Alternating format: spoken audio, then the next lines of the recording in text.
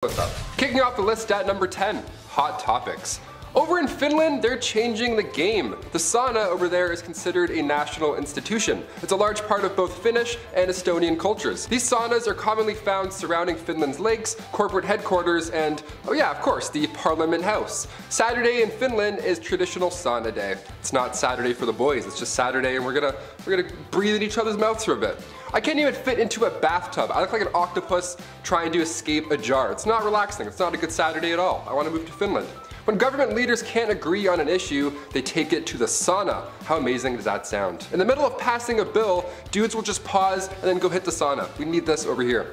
Finns describe the sauna as a secret weapon behind their diplomatic advances. Director of the Finnish Employers Confederation described the ritual saying that it's easier to discuss problems openly. It's like when we're doing a presentation in class, they always say to imagine everybody naked. Well, this was just that scenario played out in real life. Take away the briefcase and tie, you're just a naked dude sitting on a bench talking about inflation.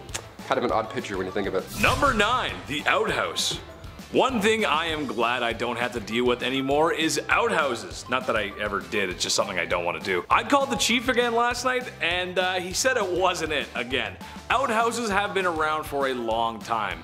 Technically just a hole in the ground where the business is done. It wasn't until later a small wood shack was built around said hole, and then it became an outhouse. Because the design of the outhouse is quite simple, there is a few design flaws that really just don't make any sense. Okay, yeah, it had to be built away from the house, as it is a pit full of refuse that exit a human being, but it's also built away from your house, so if you gotta go bad, I mean, you gotta go bad. You might not make it.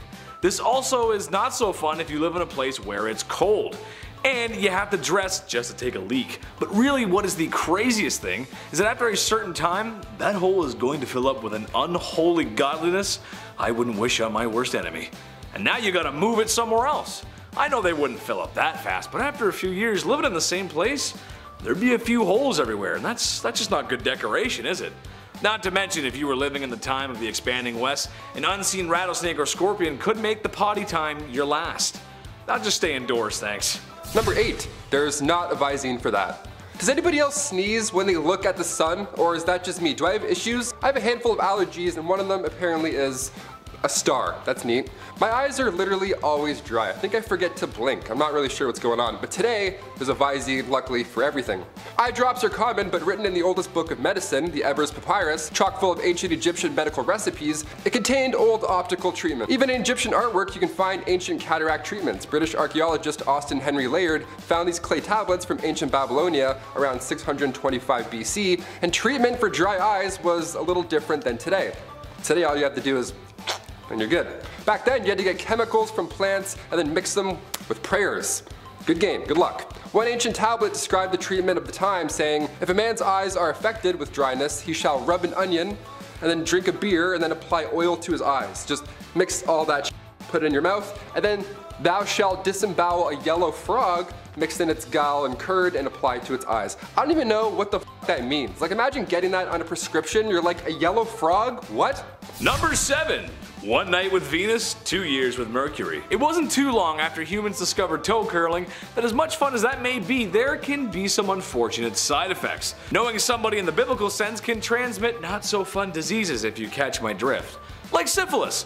Early stages being sores and uncomfortable rashes, late stages having much more serious side effects like blindness, heart disease, and oh yeah, it can make you go crazy. So throughout history, and especially before there was antibiotics, how do you treat a disease so common amongst people participating in the devil's dance? Liquid mercury. Yep. People try to treat a disease by consuming liquid mercury. When applied to the skin, it burned.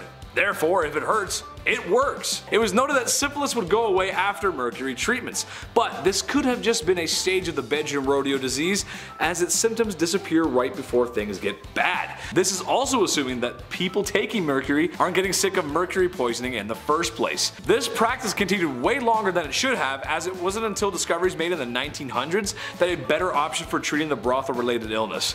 Honestly, with this kind of logic, anything's possible. Sky's the limit when you're crazy. Number 6. The Great Stink of 1858.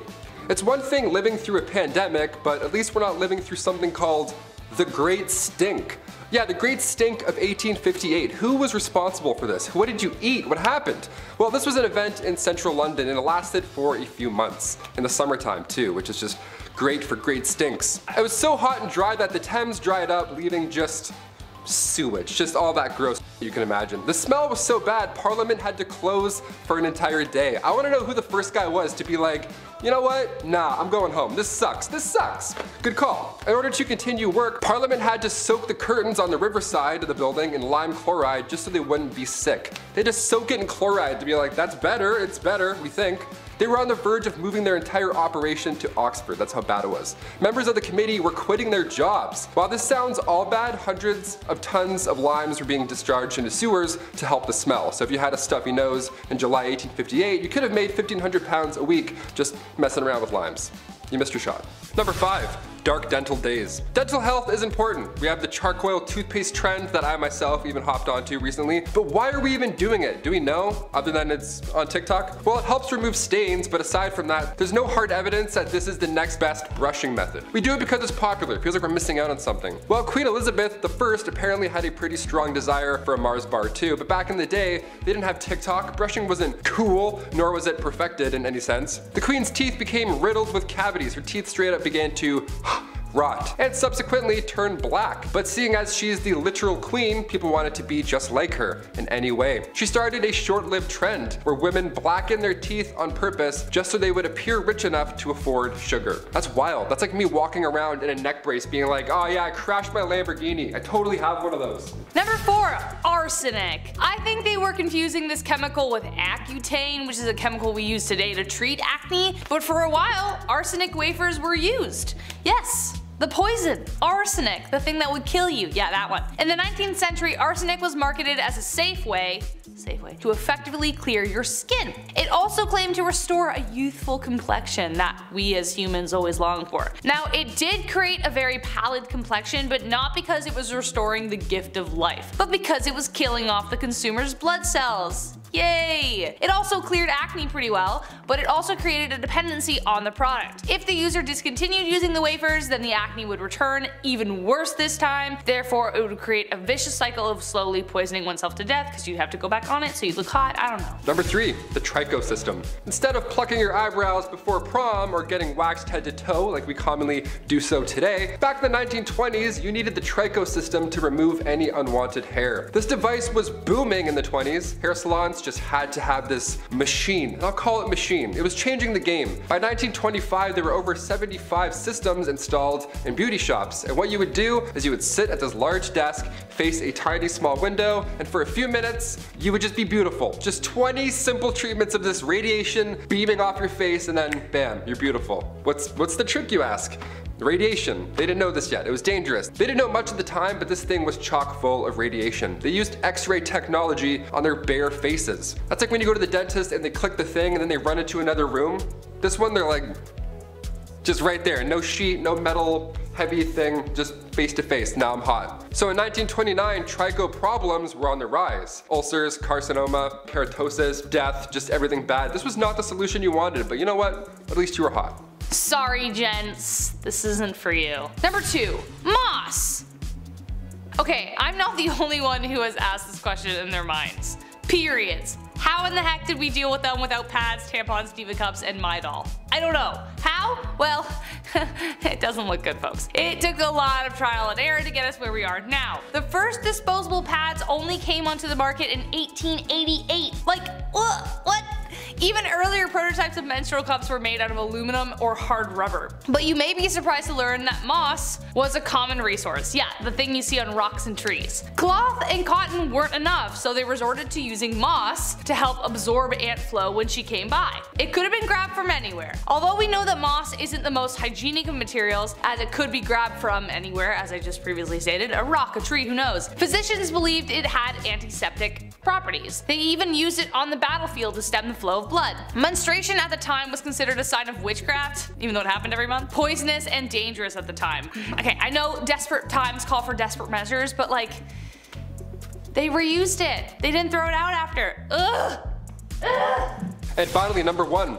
Roman toilets. When I go to the washroom, number 2, whatever, that's my time. I'll straight up hold it for like 3 business days until I get home. It's called a bowel movement for a reason. It's a movement, it's an event. I need isolation, quietness. These poor Romans, I mean, thank you for inventing the toilet and all, that's really great and dandy, but I feel very bad for the first group of individuals that had to use these stone benches, the early OG toilets. God, that looks so cold. Also, I guess stalls, like walls, they weren't invented until much later. Couldn't have thrown up some Bristol board, Euphelius? I don't want to be shoulder to shoulder with a guy who accidentally gulped some public spa water hours prior. And don't even worry about wiping also, because that wasn't invented until much later. You just do the old scrape, do the old stone cold scrape off the bench and then call it a day. Give this video a Roman thumbs down if you're glad for toilets. That means thumbs up.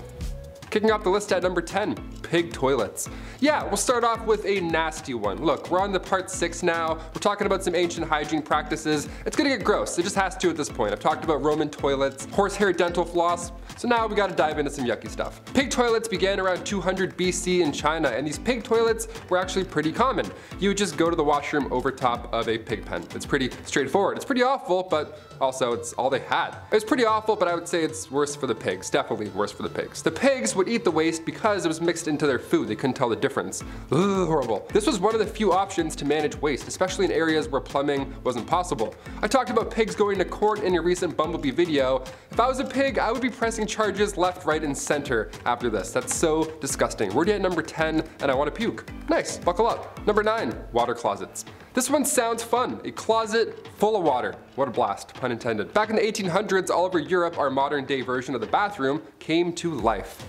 Thankfully, I'm very glad this happened. If it didn't happen, it'd be a little bit different nowadays. It takes 2 things to have a water closet. A home big enough for a room purely devoted to waste, which is amazing. And of course, running water, that definitely helps. Sir John Harington, godson to Queen Elizabeth I, was determined to invent what we now know as the basic toilet. Back in 1596, he created this idea, and people actually made fun of this guy for spending so much time working on a useless device.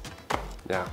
The more we know. Cut to 200 years later, another inventor by the name of Alexander Cummings reworked the water closet, added an S-trap, the little valve between the top and the bottom parts of the bowl, and now we're on the right track. Then a couple years later, in 1777, Samuel Prosser applied for a plunger closet patent and got it. A year later after that, Joseph Brahma enters the toilet game, adds a valve on the bottom, an old school ball cock. So we're getting there, slowly over time. Different inventors are bringing their new ideas in, all so that we can go and take a shit. Brodmann was a sailor at the time, so his water closet was often used on ships of that era. Today we have toilets that flush automatically. Once you get up or move around, the sensors think you're done, and then they blast away. If you stand and wipe, good game. This thing's gonna be making noise all day long. Number 8. Bald face. In another video on things too woke for this era, I talked about how it was once cool to have no hair on your face at all. I can't grow any facial hair, so this reaches out to me. This is good. I like this. I like punching out on this fact. Well, Queen Elizabeth I was the first to bring this idea into Western culture. She influenced women to completely pluck their eyebrows, and on top of that, they would also shave their hairline back as far as they could, so their faces would be as large and as big and bright as possible. Just right there, like the big moon. It was common for women to soak bandages in a mix of ammonia, vinegar, walnut oil, all to hopefully suppress the hair growth on their forehead. Facial hair was removed, but body hair, that was left untouched. The Catholic Church also influenced the look. Growing your hair out was a feminine display until you went out in public and had long hair. Then it was immodest. Because, of course. Number 7, loincloths. Okay, I have to adjust the jeans for this one. Going back to ancient Roman and ancient Egyptian times, the loincloth was used by all. Neat. Either that or you would just be naked.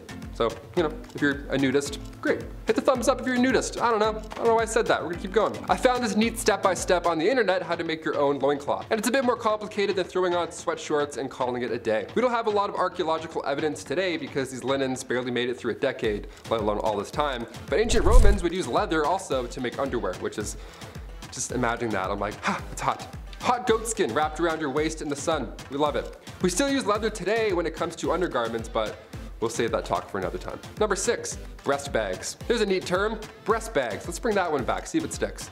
Now, contrary to what I just explained over at point number 7, women, more often than not, didn't wear undergarments in the Middle Ages.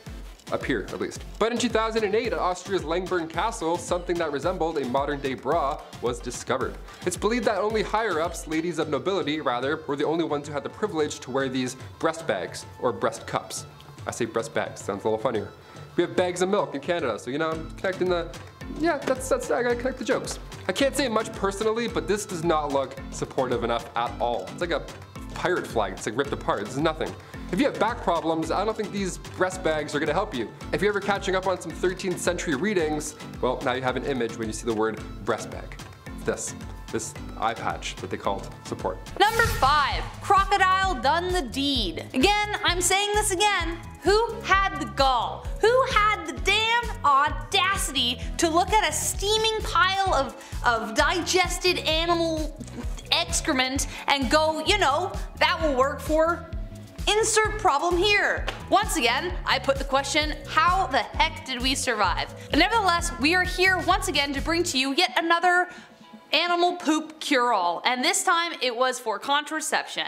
Yes, in ancient Egypt, women would use crocodile dung as a contraceptive. Yay! Now, crocodiles were worshipped and sacred to the ancient Egyptians, so that could be one reason why they thought it would help. They would mix it with sour milk, to make it a pasty kind of poop dough with a hope that would create an acidic barrier to sperm. Kind of like a dungy version of a diaphragm or a cap used today, but covered in spermicide. We had to start somewhere, but I honestly can't think of a better way to kill the mood. Hold on, honey. Gotta shove some poop out there. Number 4, sulfur for freckles. Ooh, this next one gets me hot. This next one hits too close to home. Sorry, frecklers. I love my freckles. Every summer they pop harder and harder. Better, faster, and stronger. I love them. But back in the day, there were some pretty insane methods to get rid of them. I know, get rid of them. How could you, right? How dare you? Having freckles in ancient Roman days meant you couldn't participate in your favorite magical rituals. Yeah, sorry Balthazar, I'll catch the next meeting I guess. I'm gonna go wash up. Having freckles meant you were impure or polluted. And in ancient Greece, having a beauty mark or 1,000 on your face or cheek meant a bright future was in store for you. So depends really where I am. That I'm like, huh? Medieval Europe, moles or freckles meant that you were for sure a witch. Great.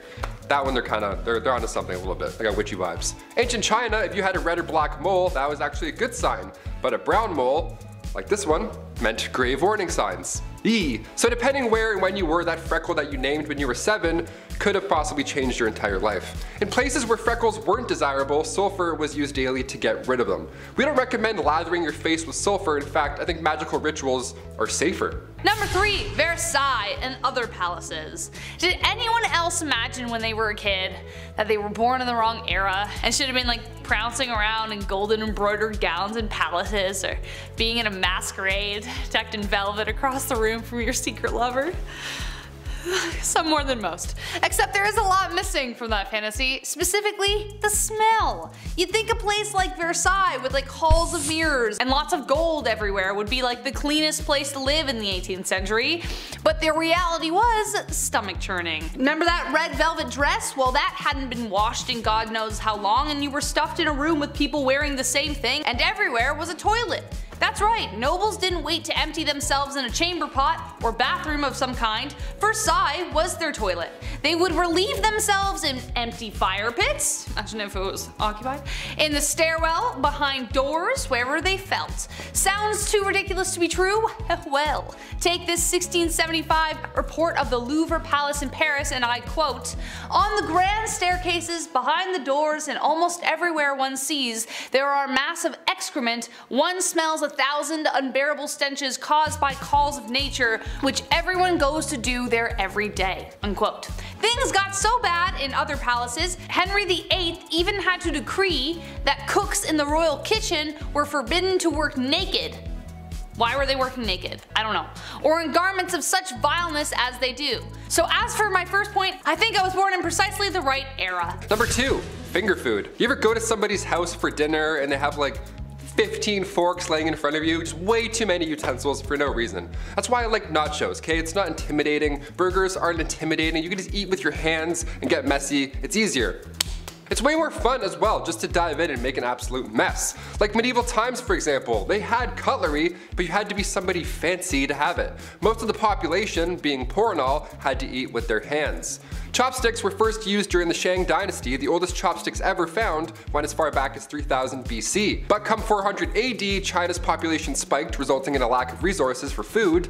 These stirring sticks now got a lot smaller to fit for their smaller portions, and that was the start of chopsticks. Fun fact, come the 16th century, the rich and fancy carried their own set of forks with them to their royal dinner. King Charles V of France had a vault with a few forks in it. He's like, hey, check this one out. Bing. That's how rare that kind of metalwork was back in medieval times. I bring plastic forks to work. Does that count for something? I have like 2 in my backpack, maybe 3. Number 1, and last but not least, a gong farmer. Adding to that fantasy I spoke about earlier, living in a castle with a glistening, sparkling moat. What moat could you want? Well, I'm sorry to say that moats often doubled as toilets. Very often when castles were built, the toilets would be built high up in the castle, hanging over the moat so that it would just drop right in there. But another way they would deal with their droppings was to build a toiletry over a cesspit, kind of like an outhouse, or kind of exactly like an outhouse. Except at one point the cesspit would fill up. Enter the hero of the hour. Today we have people with machines who do it. Somebody actually had to go in there and do it himself with their bare hands. Friends, remove your hats in honor of the gong farmer. Their job was to get on in there, shovel it out by hand, and ferry it to a spot where they could bury it. It was a dangerous job for a multitude of reasons, the top ones including the pits were often riddled with disease, and they were often quite deep. So as a result, they were paid very well for the time to sweeten the fact that no one would go near them, so they would be forever alone. But even then, lives were lost. One man by the name of Richard the Raker fell into one and drowned. What a way to go. Kicking off the list at number 10, dirty beds. Okay, so far on this disgusting series, I can't believe we're on part 7, but we've talked about storing chamber pots under your bed. Pretty yuck. That's if you were lucky enough to have a bed, of course. If you were rich in the 1400s, having a bedroom was the talk of the town. You would have guests over to hang out in your bedroom. That was like the place to be. Social gatherings in your bedroom. That's my worst nightmare. Couple of nights talking about noble deeds, meanwhile you're all tucked in with your ass out, hair all messy, half asleep, like, huh? Who is it? Most of the time in the 14th century, your mattress wasn't even a mattress, it was just a pile of straw. It was horrible. You had to sleep in your clothes, the same tunic and cloak you've worn all day, remind you, because you'll freeze at night otherwise, right? Because you're basically outside. These barns, this old wooden, not great. Also, these beds weren't in your rooms or anything, they were just like tucked in a corner. You didn't have social gatherings around the sack o' straw, you know what I mean? Your bed was more often than not riddled with bird poop as well. You weren't alone in these cold rooms, you know, birds hiding up above. Also, spiders? I don't even want to know. I don't even want to dive into that. Let's move on. Number 9, mouthwash. Ancient Romans would use urine as mouthwash. I believe we've mentioned that before on this, again, disgusting series. That's always a fun fact to bring up at a house party next time you're drinking some Mountain Dew. Just be like, oh, did you know? The ammonia in urine was thought to ideally wash away the yuck. You just got to get past the whole urine part, I guess. Doctors hate this one trick. Nero would tax the trade of imported bottled urine. That's how popular it was at this point. Some poor soul with a clipboard would have to stand all day and just be like, yep. In the 12th century, Saint Hildegard von Bingen would advise all to wash their mouth with cold water to remove bacteria. Yeah, if only it was that easy, okay? Just one quick shh and spit it out and then you're good? No. I wish it was that easy, pal. Tortoise blood was also used once as mouthwash, alongside goat milk and vinegar. Out of those 3 options, imagine not picking goat's milk. You're like, but what year is the tortoise blood? Number 8, bath beans. Not to be confused with bath bombs, bath beans we're talking about. Bath beans, beans in the bath. Bath beans were used thousands of years ago in ancient China. They were these bars, or beans rather, these chunks, they look like beans. They're made of bean powder, herbs, and much like our bath bombs today, they also included some nice fragrances. Just have a little bit of a The pancreas of a pig was also commonly used, so it wasn't totally nice. Once the blood was drained, you'd mix it with the bean powder and the nice stuff. Now originally it began by using leftover water from cooking rice. Eventually it became bath beans, which is, aka soap. Old soap. Some bath beans were loaded with ingredients much like the bath bombs we can find today, so they were all quite unique. You could make your own little bath bean. Number 7, purple nutsedge weed. Archaeology is fascinating. And no, I'm not just talking about dinosaur stuff. They look at rocks and be like, ah yes, a Viking was here thousands of years ago and he was a Libra. How do you know that? This is so impressive. Ancient sites tell a story, and Karen Hardy, an archaeologist with the Catalan Institute for Research and Advanced Studies at the University of Barcelona, she found another ancient hygiene practice while studying a prehistoric site in Sudan. Plaque, it turns out, can last thousands of years. It calcifies once it mixes with food, then after it's stored below the gums, game over, it's there for good. Specifically, thousands of years ago, it was there to stay. We couldn't really get that out. Hardy was studying remains that were 2,000 to 9,000 years old, and in their teeth they found traces of pollen, dirt, and plant fibers. More specifically, they found evidence of a plant called purple nutsedge. It contained lysine, which is an amino acid that we need to live, so although it didn't taste the best, it sure was vital. Ancient Egyptians used the root for perfume, but this new study shows that purple nutsedge may have been used to prevent tooth decay. They would just chew on roots all day to take care of their teeth. The plant produces antibacterial chemicals, so chewing on them would have been beneficial. Little different than the inside of a tortoise, I'd say. It's definitely a step in the right direction. Number 6, smoking. Back in 1665, during a plague in London, you were told to smoke cigarettes because they were considered disinfectants. Sore throat? Smoke this pack of cigarettes, I'm sure that'll help. Help you cough a bit more, if anything. We mentioned before tobacco smoke enemas in like part 1 or 2 or 3 or something over there. But this is just bad advice. Since mouth-to-mouth wasn't a thing in the 50s, if you were trying to save a drowning victim, you would also have to blow smoke in their face or their butts. Either way, how insane is that? Can you imagine that actually playing out in real time? He's not breathing, quick! Hang on. Cut to 1964, turns out smoking is bad for us. Who knew? Cigarettes were labeled as deadly going forward after that point. It's pretty intense now though, eh? The photos on cigarette packages now, they're haunting to look at. I still think teenagers smoking to stay in shape is a bit scarier, to be honest, than that image. She's always like, her face is just like pulled, so scary. Don't smoke. Number 5. Shampoo. When my hair grew longer over the pandemic, I had a huge wake-up call. I had no idea what I was doing. I only used the Guy's shampoo, you know, like the classic 4-in-1 shampoos. That wasn't working anymore. I needed some curl cream. I needed shampoo and conditioner, separate things. It takes time to figure out what works with your flow, but the ancient Romans, they didn't have Head and Shoulders. They would just dip their hair in cold water at a public bathhouse, also very public, and then rub and scrape oils away. Lime wire was also used to wash your hair back then, but that was horrible. It's just as useful as lime wire. Sometimes Europeans wouldn't even use water at all. They would just rub their head with bran before bed and then brush it out with a comb in the morning. Yeah, bran. I used dog shampoo once by accident. Honestly guys, I'm not gonna lie. There's something they're not telling us. It was too nice. Number 4, aqua tofana. Not to be confused with aquafina, which is also pretty horrible. Aqua tofana was hot in the 17th century. This was a straight up poison that was marketed as a cosmetic. This was during the late 1600s and it was first used by 2 women, Francesca Lasarda and Teofania di Amato. They used this cosmetic, this makeup, so that when their husbands kissed them on the cheek, they would then be poisoned. It's named after its creator, a lady named Tofania, who was caught and executed for her crimes, but her recipe carried on through who we believe was her daughter, Julia Tofana. She took this deadly recipe all the way to Rome and then kept manufacturing it. Inside this cursed cosmetic was arsenic, lead, and perhaps belladonna. It was colorless, tasteless, and one of the deadliest. This cosmetic took over 600 lives. Brutal. Number 3, baldness. So what if you're going bald, but you don't have a massive 16th century stupid wig? Then what do? Well, back in those days, if your hair started to thin out or you were losing patches, you would need a mix of chicken droppings. Yeah, chicken mixed with potassium. Okay. This ancient advice comes from a man named Peter Levens. He wrote this method down in 1654 as an alternative to lice-infected wigs. Both sound absolutely horrible. Honestly, I think I'd rather the lice-infected wig. At least then you can just take it off. Number 2, sailor's delight. Life on the sea was all but a sea breeze. And even today, you know how hard it is to take a shit on a boat? Whale watching's fun and games until your stomach decides it's had enough of the sea and wants to go home. While it's a rockin' and rollin' way of using the loo, how did sailors do it back in the day, before anything helpful? Was it easier being far away from the general public? Was it helpful that water was all around the place? Honestly, not really. That's when a tow rag comes into play.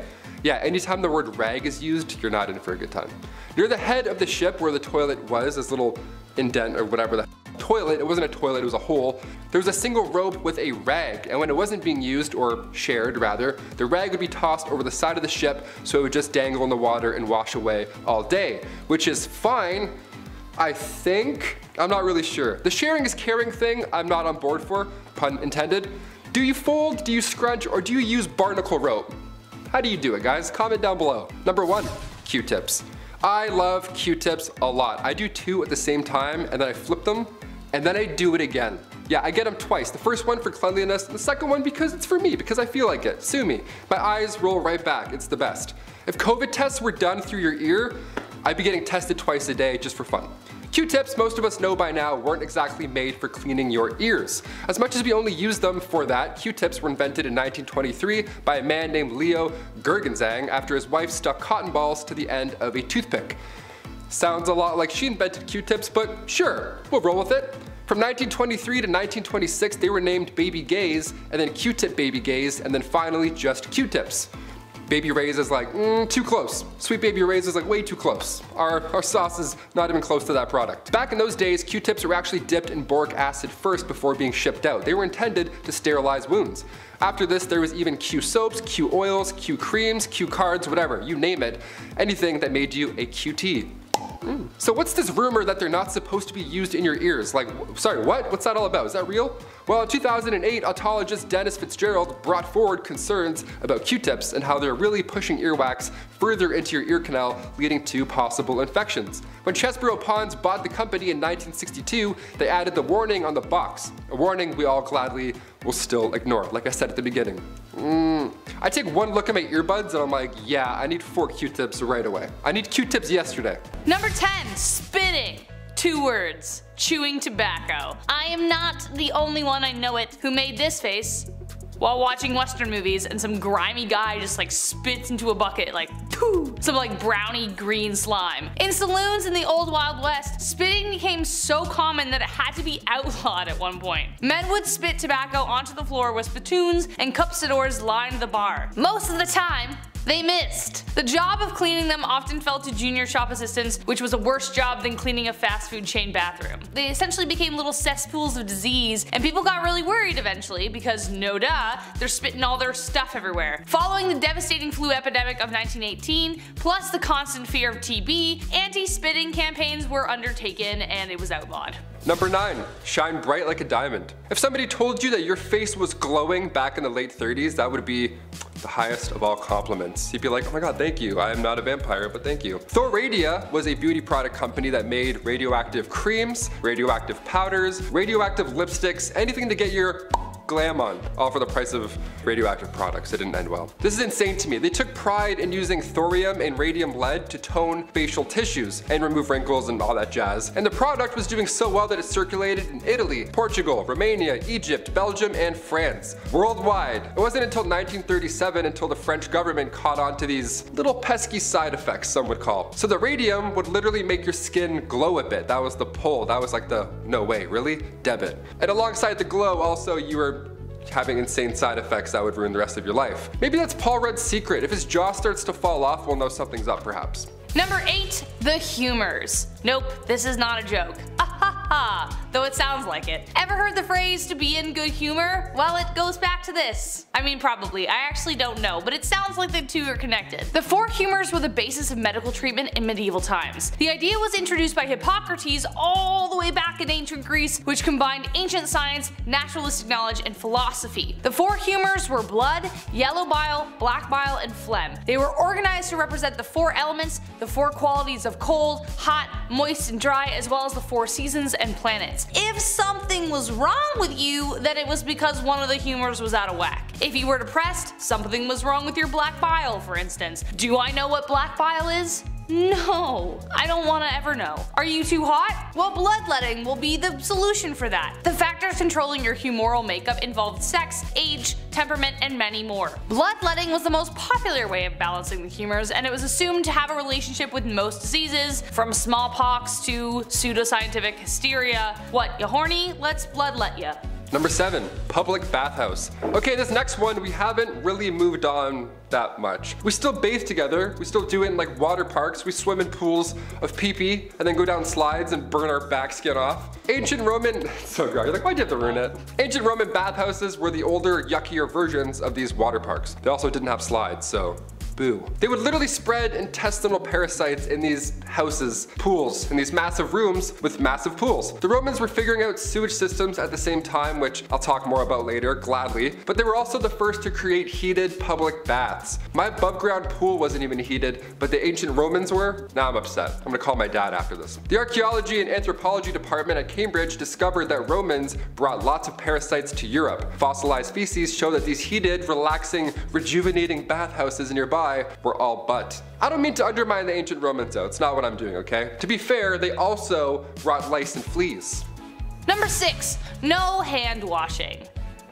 I don't know. Believe it or not, washing your hands as a doctor before doing anything was a controversial idea. Today, especially due to the last 2 years, we all have a tune we sing while washing our hands to ensure we're lathering for like full 20 seconds. We've all done it. But when doctors discovered it was their fault people were getting sick, they didn't rejoice, they got offended. The whole conversation started because of a man called Ignaz Semmelweis. He was studying the differences between 2 birthing hospitals, one run by midwives, the other by doctors and students. The mortality rate at the latter was way higher than the other. They were dying from something known as childbed fever, more closely known as sepsis. After a series of trial and error, he hypothesized that it was because the students were touching cadavers and then touching the mothers. He then made them clean every tool in their hands with chlorine solution, literally the best thing to kill germs, though he didn't know that at the time, he just assumed it would work. Well, wouldn't you know, mortality rates improved significantly, but when he tried to enforce his findings, doctors were upset they were being blamed for the deaths. He ended up getting fired over it and eventually thrown into a mental asylum near the end of his life. Considering what we know now, that's rough. Number 5, urine deep. Turns out we used pee for a lot of things back in the day, and today we still do? Question mark? The Romans used urine to wash their clothes, and even more impressive / gross is the fact that they used urine to help with inflammation, burns, or skin disease. Yeah, pee was the #1 trick. Get it? Number 1. Okay, we'll move on. Best way to whiten that smile was not a Crest white strip, but rather a facial mask dipped in the mellow yellow. Just pee, because it's so gross. We mentioned on this channel before that Gladiator sweat was once bottled and then sold. Well, their pee as well was sold as this beauty product. Clean out those pores with a drop of Igor. Get it while it's hot, folks. This is extremely gross, obviously, but it does make sense. The ammonia in urine kicks stains away for good. That's why they would wash their clothes in the same way. Now we get it. History. Gross. Number 4, rush plants. Today we use chic shag carpets that, you know, really tie the room together. Sips White Russian. But back in the olden times, they used something called the rush plant to pad their floors. But the thing was, this layer of dense plant material was a breeding ground for nits, ticks, and other creepy crawlies. It was a really unsanitary situation, but well, like, what else were you supposed to do? However, this kind of flooring made them vulnerable to disease and infection. The reason being, as these floors would not be renewed for sometimes 20 years, the bottom layer, left undisturbed, would accumulate a lot of really gross stuff like animal droppings, feces, the piece of grizzle you dropped that one time, fish scraps, whatever. So it was just not, it was like basically a swamp down there. Number 3, royal bum. The groom of the stool is a little bit different than the groom of a wedding. It was perhaps one of the worst jobs to have, but, pun intended, it's one of the most important roles. The groom of the king's close stool was a position created during King Henry VIII's reign. Their job was to wipe the king's butt. And if that doesn't sound horrible enough, this poor lad would carry the king's stool with him, like on his back like a JanSport, and then monitor the king's meal times, and they would plan their day around when they thought the king would take a shit. I would be so anxious if a guy wearing a box toilet was just hanging out near me. He's like, hey, you feeling alright, boss? You good? You feeling full? That was a lot of bread earlier. You sure? Alright, take 5. Just, I don't know. Just take a look. I don't know. I'll let you be. Just jump. You must be thinking, what poor soul got stuck with this job? Well, this job was an honor, my friend. Sons of noblemen were awarded this role. You would get pretty close to the king, I mean obviously, but as time went on, these grooms became secretaries to that king. Pretty good upgrade. Eventually, getting a higher pay and benefits. Yeah, I would hope so. Even the king's walking, talking toilet gets dental back in the day. How neat is that? Number 2, eagle dung. I'm honestly not even sure what to say about this. You know? You have to have some kind of magnificent conviction to be like, I have no reason to believe this is true, but I am 110% sure that bird dung will fix it. Like, that's some kind of confidence I don't think I'm ever gonna get. Eagle dung was a common substance found in the birthing room of all places.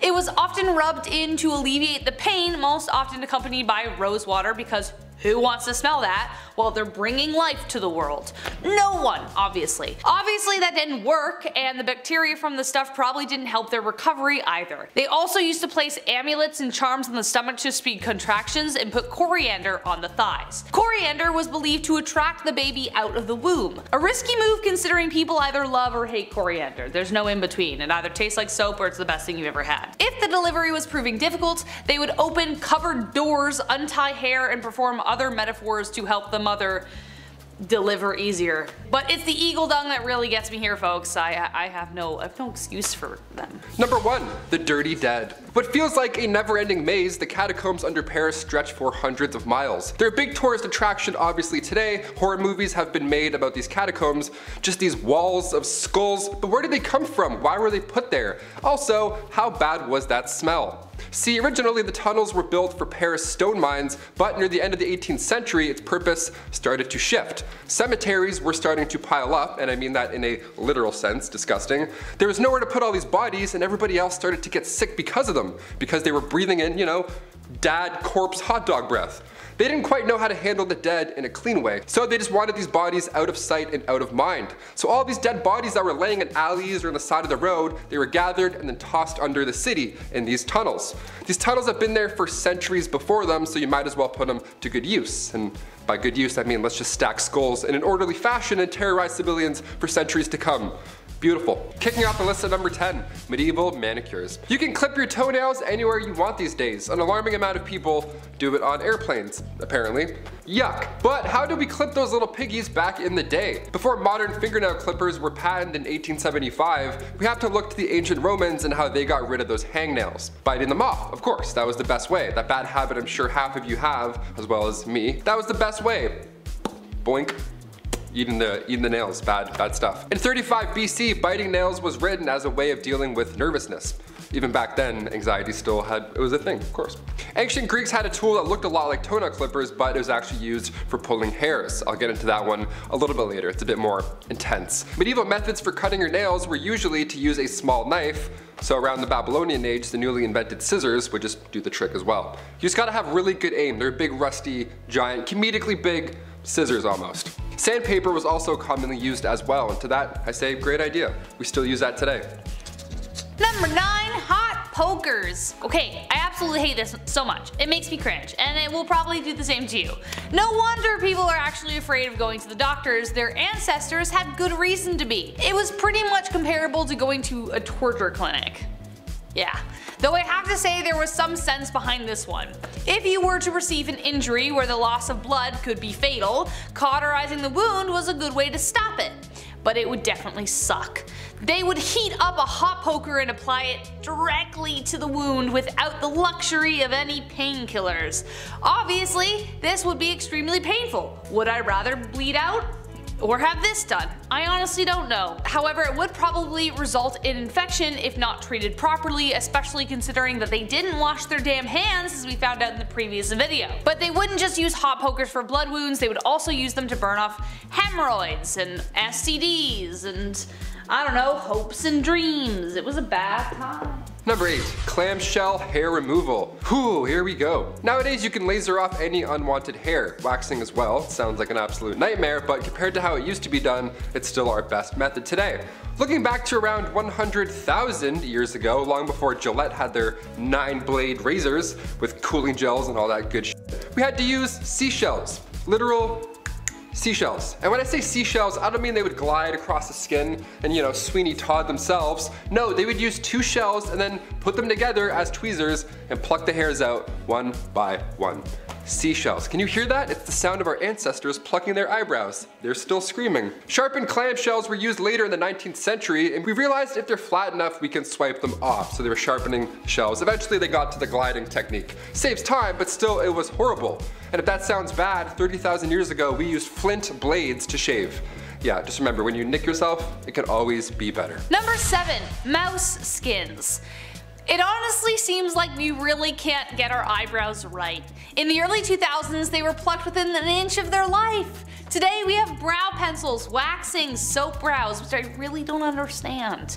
Back in Elizabethan times, they were plucked entirely off of the face to make foreheads look bigger. And now there's this trend. Eventually, bountiful eyebrows came back into fashion, and for those women who weren't blessed with such brows, resorted to mouse traps. That's right, in order to get that luscious furry frame above their eyes, they would catch mice, skin them, and apply them to their eyes. Yay! In the 17th and 18th century, more specifically, women of nobility were known for shaving off their eyebrows entirely and stick on the mouse skin. It was better if the mice had really dark fur because the popular look of the time was pale skin and black eyebrows. Gee, I wonder where Snow White came from. But even more hilariously, they would place their brows higher than normal so they walked around looking surprised all the time. Imagine one of them receiving the worst news possible while simultaneously looking like they just won the lottery. Also, the glue wasn't very good, so they would fall off at leisure. Your mom died. Oh no, like what the heck? Number 6. Horsehair dental floss. Yeehaw! Okay, despite how annoying dentists can be sometimes, flossing is vital when it comes to mouth cleanliness. But using horses' hairs to do so, that just sounds counterproductive, no? Early human remains were studied and it showed these grooves in between their teeth. So they would sharpen these little sticks on both sides or use horsehair to get those hard to reach places. Even back then, way in ancient times. If it wasn't horsehair, it was thin, long twigs. Honestly, I'd rather use the twigs. At least that has like a scent of some sort. I don't know, like mint, minto green, something like that. Horse back? No. It really wasn't until 1815 until a New Orleans dentist named Levi Spear started to use silk thread to floss in between the teeth instead of hair. Thank you, Levi. As fun as horsehair flossing sounds, I'm gonna stick to the spearmint. Spearmint. Levi Spear. Wait a minute. Number 5. Medical shows. Today, medical shows, they're fascinating. Dr. Pimple Popper, I'll watch that all day while I eat. I don't even care, I'm disgusting like that. Dude's getting mashed potatoes squeezed out of their back, so I'm like, let's go, I love it. I'm slapping that thumbs up, it's my shit.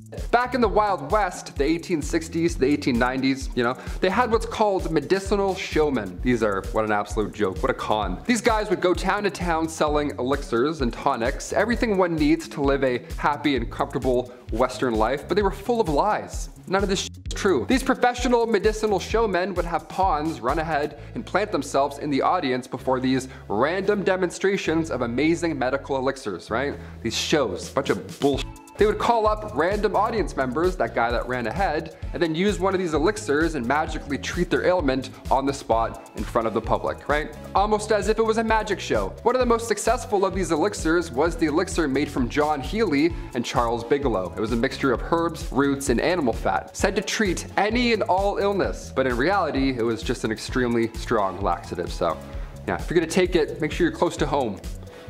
Yeah. Number 4, bad bartenders. When we think of old saloons, old West saloons with the swinging doors and stuff, a few catchphrases and a cowboy with some whiskey, all that good stuff, the bartender back then would pour a drink, the cowboy would take the bottle instead. So illegal. Sir, that's that, please put that back. Back in the wild Western days, grabbing a drink at the bar wasn't like that at all. It wasn't like anything you see in the movies. It sucked. Bartenders, they had no regulations to follow behind that dirty bar. But not only was it very high proof, but some bevies like tarantula juice was just, it would just poison you. It was literal poison. If its name didn't tip you off, it was literally made with poisonous ingredients, because that's how cowboys did it back then. But they're hairs. I don't know. Tarantula juice was made from strychnine. If you drink it, you're gonna feel like there's tarantulas crawling all over your skin.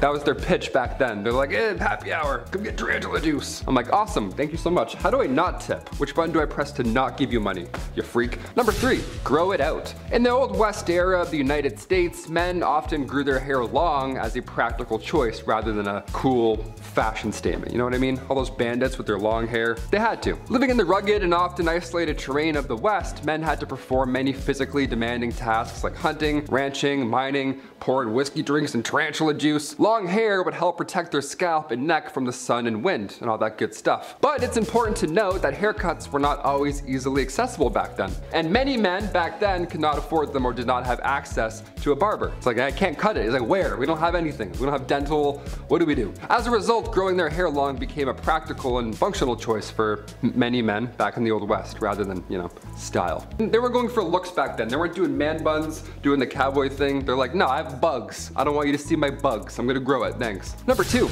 outhouses. This one here stinks. In the Wild West, outhouses were sadly common as indoor plumbing was not yet available. Didn't think of that yet. So these structures were often simple and consisted of a small building, if you want to call it that, with a hole in the ground for your waste disposal, if you want to call it that. Now, due to the unsanitary conditions and lack of proper waste management and knowledge about germs and stuff, outhouses could attract a variety of insects and other pests, and it was just bad to go in there. Flies, mosquitoes, other bugs, they were commonly found in and around these structures, and they could potentially transmit diseases to humans. So if you're in there, you really get your business done and then get out. You don't want to waste time. You're not checking any tweets while you're in there, that's for sure. Despite the unsanitary conditions of an outhouse, they were a necessary part of daily life in the Wild West. And people learned to tolerate the bugs and just deal with it because they're like, you know what, this is better than going on outside. Whatever's going on out there, we're good. Close that up. One time I went to a cottage when I was younger and my mom didn't tell me that they had only an outhouse.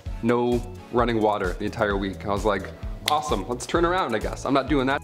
I held it for like 7 days straight. It's a nightmare. And finally, number 1, broken bones. I'm lucky enough to have never broken a bone. I mean, knock on all the woods. But what if you did back in the old Western days, right? Then what would happen? But is a cowboy gonna heal you up? No. What if you were trying to learn a kickflip and you broke your leg? Then what? What are you gonna do? If the dental plan was any indication, it's not pretty, not a lot of options. In the Old West, broken bones were a common occurrence, particularly among those who worked in physically demanding jobs, like ranchers, miners, cowboys. Around livestock, those things kicking you randomly, something's gonna break. Treatment options were limited and often relied on first aid techniques, you know, splinting the affected area with whatever materials were available, such as wood, cloth, or even animal hides. It sounds crazy, but back then that was really the only method for immobilizing broken bones. Pain relief, that was only provided with natural remedies, such as opium or willow bark tea, so you're gonna feel that entire healing process. It's gonna suck. More serious fractures, like ones that, you know, go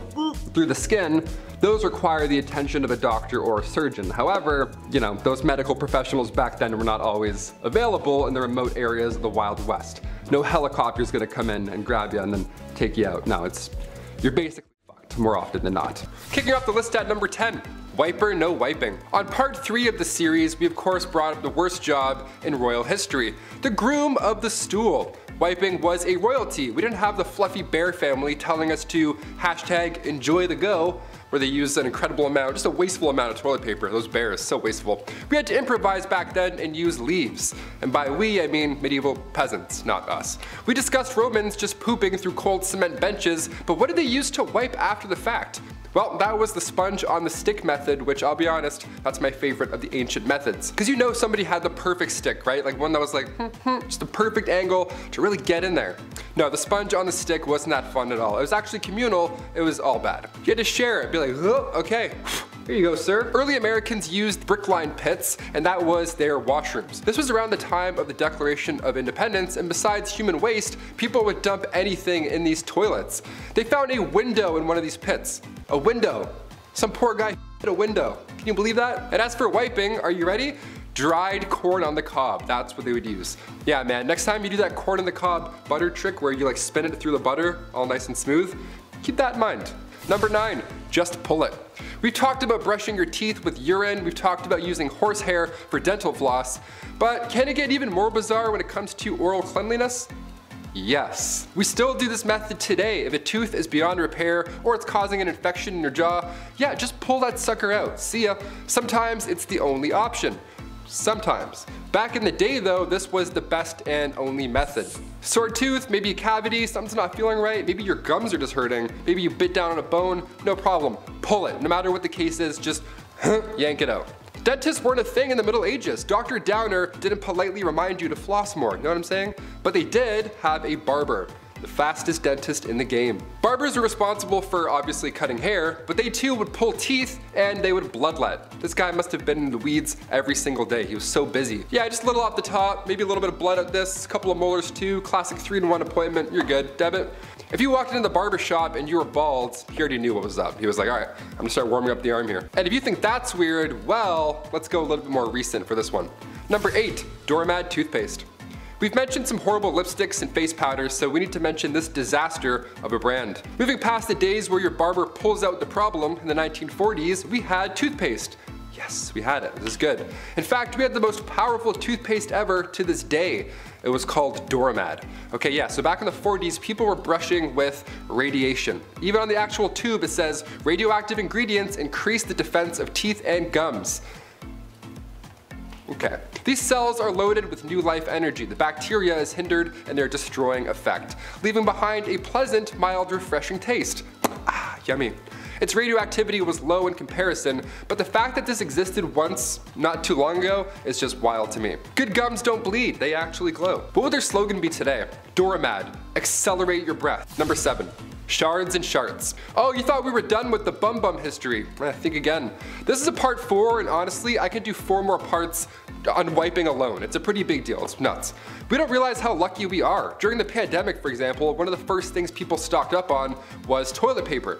It's worrisome to not have 6 rolls on standby. You start getting anxious, right? You're like, oh, but what if I eat some lobster? I don't know. Whatever makes your tummy upset. Now you know a little bit more about me. But nobody did it like the ancient Greeks, and I mean nobody. Survey says ancient Greeks would wipe using broken pieces of ceramic. Oh my god. They would even sometimes write the names of their enemies on this piece of shard and then wipe. Isn't that wild? It's like, I'll show you by wiping with ceramic with your name on it. Gotcha. Yes, this obviously led to major health problems, and according to the British medical journals, 3 pieces was often enough. 3 is still a good number today. That's a comfortable fold, but ceramic, no, there's no way. No way. It was the better alternative, believe it or not. The other was actually sharp seashells. Number 6, deodorant. Before the Old Spice guy was even born, what did people do to smell good? What? Deodorant was first introduced to the public back in the late 1800s. It was called Mum. It was a cream that used zinc oxide, and it was stored in metal cold containers. Nothing like Speed Stick at all, not even close to being discreet. You can't put this stuff on the bus, since they're gonna be, what's that guy doing with that jar of goop? Ancient Egyptians used ostrich eggs when it came to ancient deodorant. They made perfumes and were amongst the first to try any type of deodorant. So, thank you. Thank you. Hence the ostrich egg factor. Mixing a little fat, tamarisk, tortoise shells, nuts, and then bam, you're ready for the day. Another method was a little more yummy than ostrich eggs and nuts. Egyptians would also use porridge balls. Flavored porridge rolled up and then safely secured in your little apple pitter fritters right there. Just don't wave at anybody or else you'll... There you go. Uhaguro is next. As mentioned in the Heian period, yes again because they were the hygiene and beauty trend-setting period of Japan, Japanese beauty products broke free and created a distinct aesthetic of their own. This included the long straight hair, white powdered face, yada yada, and an unusual beauty ideal, the blackened teeth called ohagaro. Now, it's usually done for the first time during puberty to celebrate maturity and growing beauty for women. Not to mention the charcoals used for it are incredibly good for your teeth. During Heian, purely black items were considered pure and beautiful, and people wanted to imitate that as much as possible. What's new about that? Make it the motto for the Kardashian family. Teeth as black as night were seen as beautiful and remained popular as a beauty ideal until the 19th century. Many Westerners who visited Japan described the practice as repugnant because the Japanese custom disfigured the women by making them intentionally unattractive. Naturally, Westerners didn't even see their women as human beings, just walking baby machines, so they couldn't wrap their pea brains around the concept. A woman's appearance is not always about or for them. Many still can't in modern times. However, many Japanese girls were allowed a relatively large degree of both social and sensual liberty. This social ritual is a celebration of the determination of mature women. And while we're on the topic of teeth, how about dental ablation and evulsion? It's hygiene, it's beauty, it's the deliberate taking out of teeth. 3 birds, 1 stone. In Jomon culture in the Japanese archipelago, dating back 13,000 years to 23 years BP, practiced this ritual extensively for ceremonial purposes and during rites of passage. 90% of their population had extracted upper and lower canines and lower incisors, usually when the recipients were between late teens and early 20s. Tooth ablation is explained by the archipelago belief that the body is a physical symbol of membership in social community. It can be shaped by and contributes to its environment. Like how seasons change and tides turn, we evolve. Changes in social environment can affect patterns and choices of body modification. As the mouth is the primary social organ, teeth are one of the most visible parts of the body that can display change and thus be treated through some form of modification, chipping, filling, whatever your choice. In layman's terms, life milestones were commemorated by the extraction of different tooth classes. With a flash of a smile, one would know about the individual's family, if they were an adult or not, if they were married, if they had experienced the death of a loved one, or if they had any children. There was no need to ask because your body openly displayed your identity. Pretty cool, right? Since we're on a roll with teeth, let's dive into body modification. A section about Japanese people in the Records of the Three Kingdoms, written by Chinese bureaucrat Chen Shao in the late 3rd century, describes how the men of Wa, which is the oldest recorded name for Japan, tattooed their faces and painted their bodies in pink and scarlet. The tradition derived from how they decorated their bodies in order to protect themselves from large fish when diving underwater for food. Tattoos were also present in the indigenous Ainu of Hokkaido and the natives of Okinawa. The women of Ainu, a tribe considered descendants of the Jomon people, bore tattoos around their mouths and the back of their hands. The mustache-shaped tattoo around the lips holding symbolic purposes of warding off evil spirits and indicating readiness for marriage and assuring a woman's place in the afterlife. On the southernmost Ryukyu Islands, women had the backs of their hands and fingers tattooed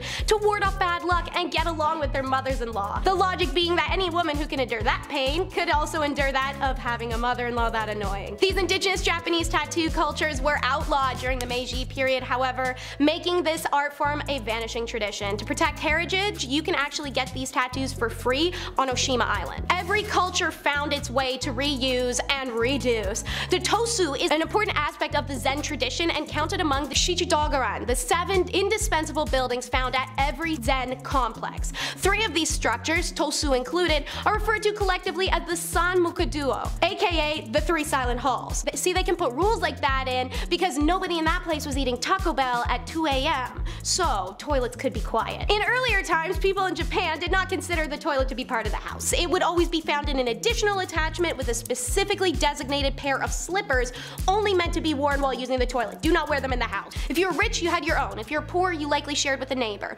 Before the westernization of the country, human waste was tactically used as fertilizers. By emptying number 2 only cesspits, excrement wouldn't seep into subsoil or flush into rivers that fed our drinking supplies, as was done in the West. And the reason the Westerners were dropping like flies from disease or walking infections whenever they traveled. By properly storing, using, and refreshing it as fertilizer, Japanese also upheld crops the Westerners couldn't. But the people who showered once a year were grossed out by it, so the Japanese folks stopped the cess fertilization. They both mean the same thing. It's beard hygiene. In Japan, there's only one word for facial hair, with the exception to eyebrows, and it's hygiene. Could be sideburns, a mustache, a beard. That's the name for those facial hairs. It also happens that the word self-deprecation in Japanese is also pronounced hygiene, so we can already feel the direction this is going. From the medieval period to the beginning of the Edo period, if you were a samurai, you had facial hair as it was a symbol of power that made them appear intimidating, solemn, and dangerous. Those unable to grow these bushy symbols of manliness were shunned and ridiculed, like Japan's second unifier, Toyotomi Hideyoshi, who had to crazy glue these things on his face every day. Not kidding, Google it. Then, a little into the Edo period, there was a big switch. It was Japan's period of peace, and suddenly, facial hair was viewed as unbridled sign of aggression. So, 17th century law prohibits even those with the lushest of beards from displaying their grandeur, unless you had a facial scar. So, you can either be babyface, or you can give yourself a cool-ass face scar and grow an epic beard. Huh? What you choosing? When overthrown Western fashion came into Japan and beards and mustaches were popular again. Portraits from this era often have the cartoonishly large ones. It doesn't last long though, and clean shaven becomes popular again. So why no beards still today? It's hygiene. Quite literally, yeah, but in a non-literal sense and in our definition of the word. Surveys continue to show Japanese people, particularly women, have the opinion that facial hair is correlated with uncleanliness. Number 10, the switchblade comb. A leather jackets, smacking jukeboxes, and a switchblade knife. Nobody was cooler than the Fawns on Happy Days. Well, maybe your uncle. Everybody has a cool uncle. But something I just think is silly, or something a lot of men probably use today, or at least the super cool guys who have no idea what or who the Fonz is, the switchblade comb. Basically, it's the same thing as a switchblade, but instead of a small blade, you got something to comb your hair with. Because when you're a man, you have to look fresh and tough at the same time. Trust me, ladies, it's how we operate. Gotta look tough, gotta look mean. And kick the jukebox, ayy. Number 9, the ball jacuzzi. I don't know about you guys, but there is nothing better than a nice hot tub. I'd like to say I spend a lot of time in hot tubs with cute girls. However, due to my financial situation, most of the hot tubbing that I've done has been at public pools where I shared a hot tub with older Italian and Greek men who I swear were still wearing sweaters. But that was just their hair. Speaking of hair and saggy skin, meet the Tescuzzi, a tiny hot tub for the pisciadil and 2 matzo balls. Hey, I understand, your undercarriage has to stay clean, and honestly, I would love one. Chris and I were talking about we want one. We might even share one, who knows? Number 8, the all-in-one. Alright men, this one goes out to us, the manly men, the dads, the sons, the brothers. The men who work all day and night and still have time for their family. I appreciate you and I see you, brother. Want to know why we have so much time, ladies? Well, that's because we've cut back on time in the shower with a very 5-head invention. We call it body wash, or face wash, or shampoo, because we use it for everything. 3-in-1, yes, that's right. If we buy a body wash product, that means it will be used all over our bodies. No time for L'Oreal Pantene or that purple shampoo with the kangaroo. We speedrun showers so we can get back into doing the things that you ladies love. Like not putting the toilet seat down. Number 7, king of the porcelain throne. Kings, I hear you. Life can be busy and the shower speedrun is not the only product that we've invented. Here's another shout out to all my kings who take extra time while sitting upon the porcelain throne. I salute you. Yes, that's right. Besides doing the hygienic process of evacuating one's bowels, we take a mental health break in the bathroom. A time to check in, relax, take inventory, and take a breath of some not so fresh air, especially if you ate Taco Bell the night before. Is it strange to sit there in that situation? Perhaps, but like any other guru, we need a space to feel our spirituality. Would Yoda be Yoda if he didn't meditate? Sit on the toilet, I will. Number 6, the beard apron. This is just so smart and I'm seriously considering buying one because this is the bane of my existence. Sometimes the lumberjack look is too much for me and the closer I get to looking like Chris Farley, the better. I think I have a great motivational speaker impression. Maybe I'll show you guys one day. We'll see. I don't know. However, when shaving my beard, I have nowhere to go and it's too cold in the winter to do it outside, so that's why this is so smart. Basically, it's an apron that you post up like a hammock. So when you're shaving down those chiseled cheekbones of yours, all the little hairs fall into the apron. That way your GF can't yell at you because there's no mess to be made. Necessity truly is the mother of all invention. Number 5, the human fly trap. This is honestly so 5-head. A brilliant play. Might be one of the best moves I've ever seen. Have you ever been to a picnic with a nice sandwich, some fresh crisp potato chips, and an ice cold lemonade as you sit on a warm blanket, enjoying the view just over yonder? When all of a sudden you are attacked by a swarm of bugs that just ruin the vibes, and now you don't even want the sandwich. Who made this lemonade? It's so bitter. I don't even like chips. The pharaohs of ancient Egypt felt the same way, except they had a great way to deal with it. Simply take a few of my servants and slather them in honey. Place them away from our royal picnic and bada bing bada boom, you got no more flies bothering you or your sandwich. This honestly sounds completely cruel, and at a time when hygiene in general wasn't great, how did they get all that honey off? Sure, a dip in the Nile will get rid of most of it, but you'd probably just glaze yourself for a crocodile's lunch. Honey would get stuck in places where the sun don't shine. And just like shame, you can never really wash it off. Number 4, ancient sunscreen. As soon as summer comes around, game over, honey. I burn so easily. I have freckles for 2 days, then the rest is just red and just bad, all bad. That's why I'm a fan of winter. I don't have to keep applying sunscreen to my face all day and feel like I'm about to faint. But how did Egyptians beat the heat in ancient times? They didn't have Banana Breeze SPF 35. What did they do? Well, ancient Egyptians valued their skin as a symbol of beauty. You think your morning skincare routine requires a lot of work? Yeah, buckle up. Their routine was written on a tomb wall and also scrolls. They used rice bran containing UV absorbing gamma oryzanol, and that was used to block the sun off. Jasmine as well helped repair sun damage. Just some chick named Jasmine, she was like, don't look at it, just stop. Ancient Greeks used olive oil as sunscreen, which as far as UV protection goes, did absolutely next to nothing. You'd be burnt and dehydrated, but you know what? Tan line, so. Number 3, Red Dead Bandage. America 1864.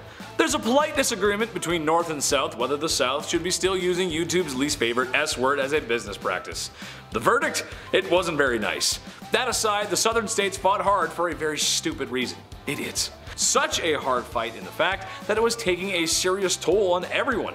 Specifically the Southern economy and civilians who got caught in the raw end of the deal. The war was a huge cost of life and money for both sides, but the South just didn't have the same resources the North did. So, after years of fighting, things weren't looking too good.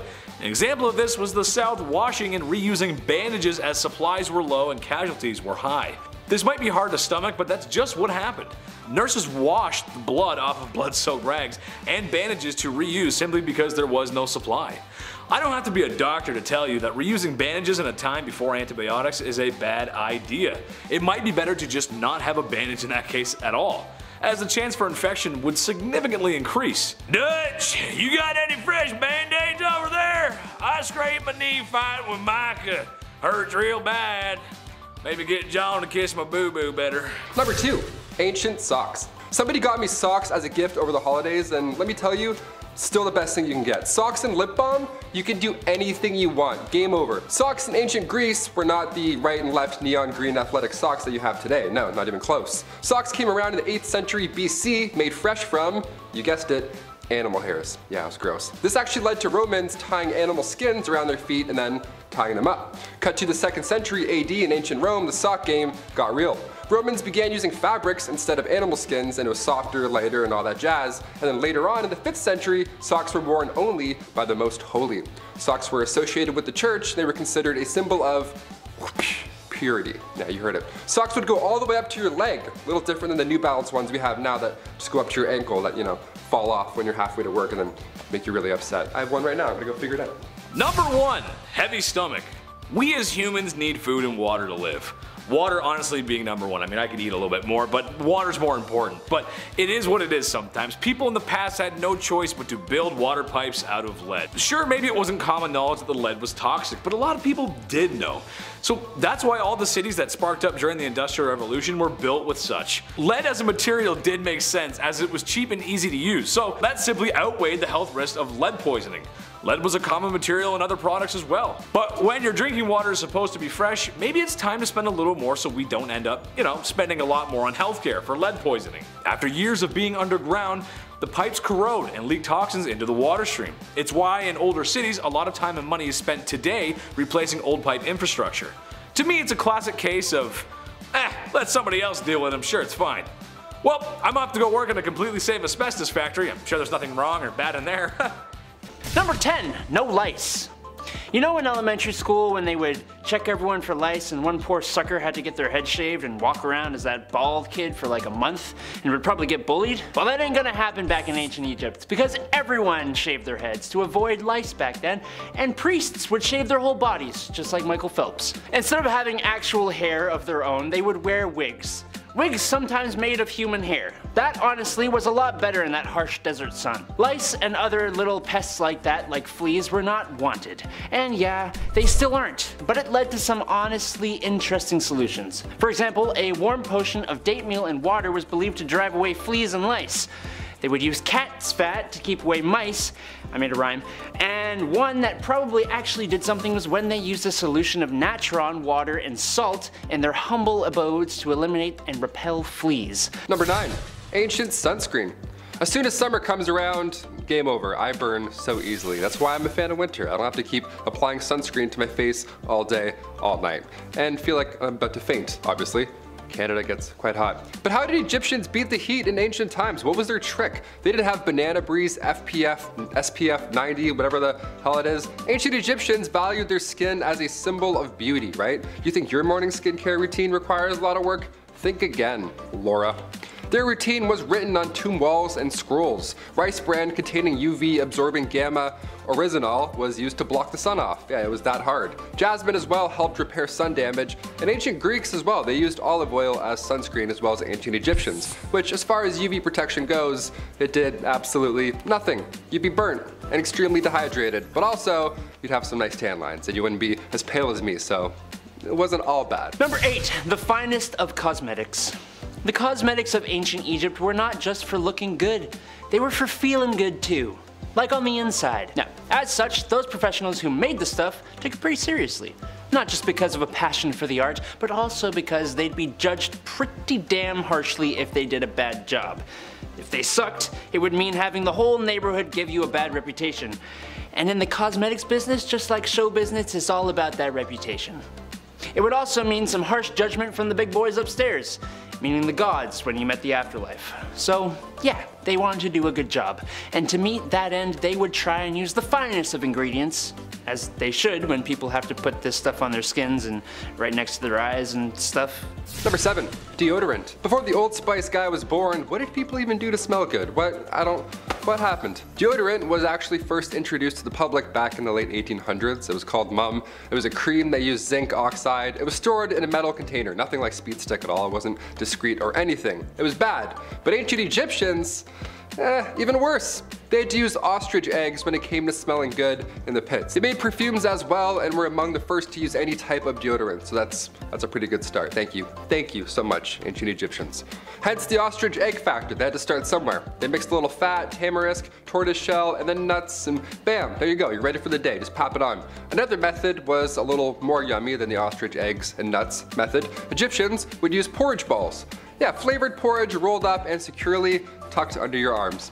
Honestly, that seems like a better alternative. Sometimes when you put antiperspirants like deodorant on, it gets like it all crumbles apart. It's like feta cheese all of a sudden. You're like, what happened to this stick? I would rather have porridge balls than just call it a day. Boom. Number 6, get this man a Tic Tac or something.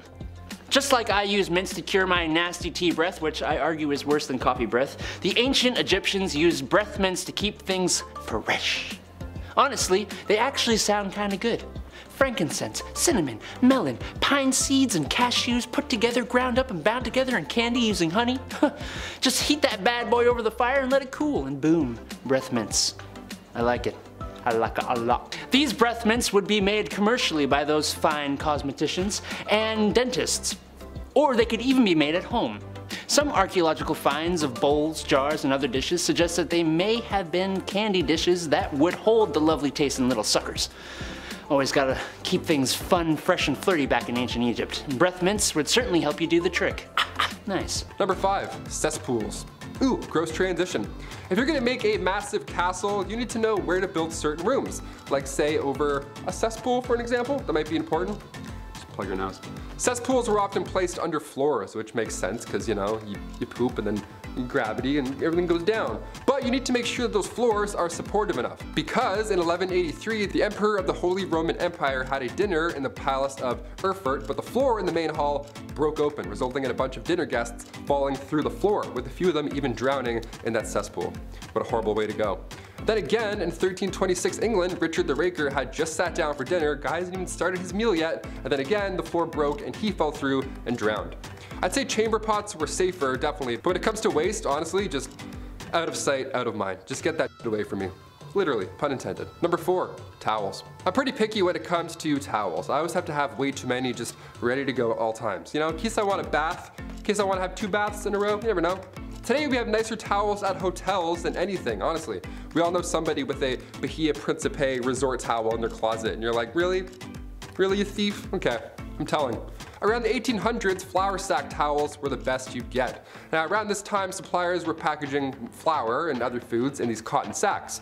This saved big time on barrels, and eventually they were cut into tea towels. Now come the Great Depression, resources were of course limited, so these flour sacks were used now for multiple reasons. Clothing, toys, quilts, pillowcases, diapers, and of course, towels. Wouldn't feel too good on your back, not at all. Number 3, same clothes, new day. King James, and no, I don't mean LeBron, I mean King James VI of Scotland this time around. We'll talk about him another time. He had a pretty sweet idea when it came to changing clothes. You don't. Simple as that. What a dream, right? The amount of times I change my shirt every day for literally no reason, it's such a waste of time. It's like black, gray, black, yeah, that's it. It's a waste of time. King James would wear the same clothes for months at a time, even wearing the same hat for 24 hours straight. The guy's devoted to the hat game. He just slept like, didn't move a muscle. He went as far as not bathing either because he thought that it was bad for his health. Yeah, things were thought differently back then, as you may have known by now on this channel. James became king when he was just 13 months old, and he succeeded Mary Queen of Scots. In 1603, he took over as ruler for both England, Scotland, and Ireland for 22 years. And he looked the same every day. Gotta love it. Who's committed? Number 2, unwanted hair. Pubic hair is a biological mystery, and yes, even after we hit puberty, we still can't figure it out. What are you? What's going on? So far we believe this is part of our evolutionary history, and it comes from a time where we needed fur all over our bodies, right? Like animals. We evolved to protect ourselves against the cold and just in general to keep that area, you know, safe. I don't know why I did that sound, but it's safe. So why is it that ancient Greek statues of women are completely hairless? Well, this was a time where if a woman's area was hair-free, for some reason the Greeks symbolized it as being pure. Okay, so in order to be considered pure, you'd have to use razors and creams, pumice stones, methods that were not as smooth as today. What's even more annoying is that men who would grow their body hair out, that was a sign of maturing. Yeah, I'm not either of these categories. I can't grow anywhere where I want to. It's just bald. I'm just a bar of soap. Yeah, I'm not gonna use a stone to shave either. Thanks. We'll pass. Next. And finally, coming in at number 1, acne. Ancient Egyptians and Greeks came up with an interesting method of getting rid of those pimples. Now, reminder, this was long before Dr. Pimple Popper was ever a thing. You ever click one of those videos and you're watching for like 40 minutes? You're like, I'm gonna be sick. Is that yogurt? What is that? Physicians back then discussed these elevated spots with black tops that can plague your skin for 4 to 5 years. But by squeezing these mysterious spots, you force out the maggot inside. Yeah, blackheads were called maggots back then, so that's pretty horrible. That's gonna be in my head forever. They would refer to severe cases as maggots that lie in bed of roses, AKA your face. That's the bed of roses. If a physician told me I had maggots in my face, I'd faint. Teeth worms and maggots, like just brush your teeth and wash your face and then avoid all that smoke. These disorders were thought to be human skin taking on the properties of animals, so that's pretty wild. So ancient Greeks and Egyptians would use honey, vinegar, turpentine, and emulsion of bitter almonds to solve that problem. Or what I just do is I just squeeze really hard, yell one curse word, and then wipe the mirror. That's usually how I do it. Number 10, the forbidden toothpaste. If I looked into your bathroom right now, what would I see? Oh, you forgot to flush the toilet. If it's yellow, let it mellow. If it's brown, flush it down. Seems you've forgotten your own golden rule there. What I was actually looking at was for a flavor of toothpaste that you had. Classic mint, maybe you got cinnamon. Maybe you go for the whole bamboo toothbrush charcoal toothpaste vibe. Hey, I respect it. Good on you for making better choices. But bad on the Aztecs for making gross choices. Ever look at some forbidden lemonade and think, hey, add some salt to this, and now we got ourselves a bona fide toothpaste? Of course you didn't, because you ain't a crazy person. Or at least I hope you're not. But yeah, Aztecs used to brush their teeth with an unholy mixture of golden broth, pee, and salt. Yeah, why would you add salt to pee? I think it cleans teeth, sure. You just have to borrow an Egyptian breath mint after. It's no big deal, it's fine. It's good for your teeth, it's fine. Number 9, high stakes. Any good game of a sport will have you at the edge of your seat and dropping all cheese-flavored snacks around you, just so you can keep your eyes glued to the screen. The Aztecs did not have access to such finger-licking good things like Doritos, but what they did have was a sport that was very high stakes. Maybe too high, actually. As if you didn't win, it could very well cost you your life. A game called, here we go, Chris is gonna like me pronouncing this, called Unforgettable. With its 9-pound rubber ball and eye-shaped court, players had to pass the ball through a small stone ring. This game was taken very seriously, like ritual serious, and you didn't want to be on the losing side, as it may cost you your head. Yes, even sports events in modern times have gotten violent, sure. But if we started lopping off heads for our losses, well, Tom Brady would have a lot more blood on his hands, wouldn't he? Number 8, hot chocolate. As a Canadian, I cannot tell you how important the medicinal qualities that are a hot chocolate on a wet, cold winter's day. You've been slipping and sliding down a snow hill for hours, and your snow pants are soaking wet. Partially from the snow, and also because your dad made you go down the super scary hill and it was too much for you. Don't tell mom. Hot chocolate was important for the Aztecs too, more so just chocolate actually. It was used for a number of things. First off, after the beans have been roasted, they smell amazing, so it most likely went into some perfumes and other lovely smelling things that they used. It was also used as currency, strangely enough, and it was also used as a ritual drink, except they didn't exactly have sugar, so they used other things, other ingredients like peppers and other unusual flavor enhancers for chocolate. Pepper, I never understood that. People are like, it's hot, like Mexican hot chocolate, it's pepper and chocolate. It's a weird hot spicy chocolate. Not a fan. Not a fan. Number 7, corn goddess. I like corn just as much as the next guy. Roasted, boiled, and on the cob. Slap some salted butter on that bad boy, whew, it's time to dig in. Make sure you got the corn on the cob holders though. The little metal thingies that you'll probably end up stabbing yourself with later, that's just how it goes. Besides backyard summer barbecues, corn was an important staple of the Aztecs. So important that they had a festival to honor the corn goddess. Which to me is kind of a lame thing to be a god of, but alright, let's run with it. The Zilonan festival had the women let their hair loose and green corn placed in it to honor the god, the corn god. A forced female volunteer was dressed as the goddess, and after many days of what I'm assuming is eating and worshipping corn, the forced volunteer was sacrificed by the people to once again honor the corn god. You'd think a bowl of corn would do the job, but no, she's got a lust for blood, so that means off with the head. Number 6, end times. We all know what ancient civilizations are like with predicting the future, or more specifically, predicting the end times. Mayans thought everything was going to fade to black in 2012. Did it? Some people really thought this was going to happen. I always thought that Buddy just didn't get around to finishing the thing, but hey, whatever works. Well, if it was real, why didn't the world end? Well, the Aztec answer to that was the new fire ceremony. Another ceremony, why not? Basically, every once in a while, things got a little crazy. It was a time to cleanse, a spring cleaning, if you will. People stopped working, destroyed household items, and at the end of a 5-day cycle, some priests would take a dude up a volcano and toss him in there like I toss away bad report cards from my mother. All this to prevent the end of the world. Virus, act of God, bad hygiene. Whatever it was, just good old-fashioned blanket solution. Number 5.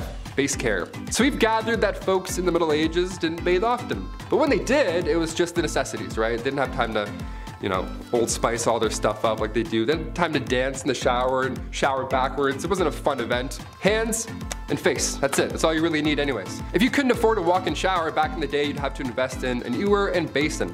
You would all have to share the same thing and take turns dipping your hands and face in all day long, just the same. Protecting your face was vital for ancient Egyptians 6,000 years ago. They would honor the gods with makeup, but at the same time, they would also protect their skin from the sun. We love that. Today we have like SPF creams. I'm like, this is nothing, this is no fun. Ancient Greeks would use oils to clean their face, and they would later scrape it off. And in the 1700s, many believed in saunas and sweat cleansing. The #1 trick to clear skin, you guessed it, milk baths. Milk is really the name of the game for this part 7, eh? Wow. Goat milk mouthwash, milk baths. I'm gonna go milk a cow after this video. Just because, feels right. Number 4, python bile. Yeah, I just said python bile. So if you're eating food right now, I'll give you a sec, hit that pause button. Not only pythons also, but numerous animals, their bile would be used to treat ailments. Ulcers of the female genital area, yeah, that's what the doc was giving you. Python bile. Have fun. Ancient Chinese physicians would also hand over some elephant bile as well if bad breath was bringing down your game. Elephant bile mixed with water would get rid of halitosis. Honestly, any type of bile, just count me out. I just won't brush. How's that? Taylor, why do you have bad breath? Oh, have you seen the alternative? That's why, Mike. That's why. I almost tripped, but that's why. I almost broke my leg.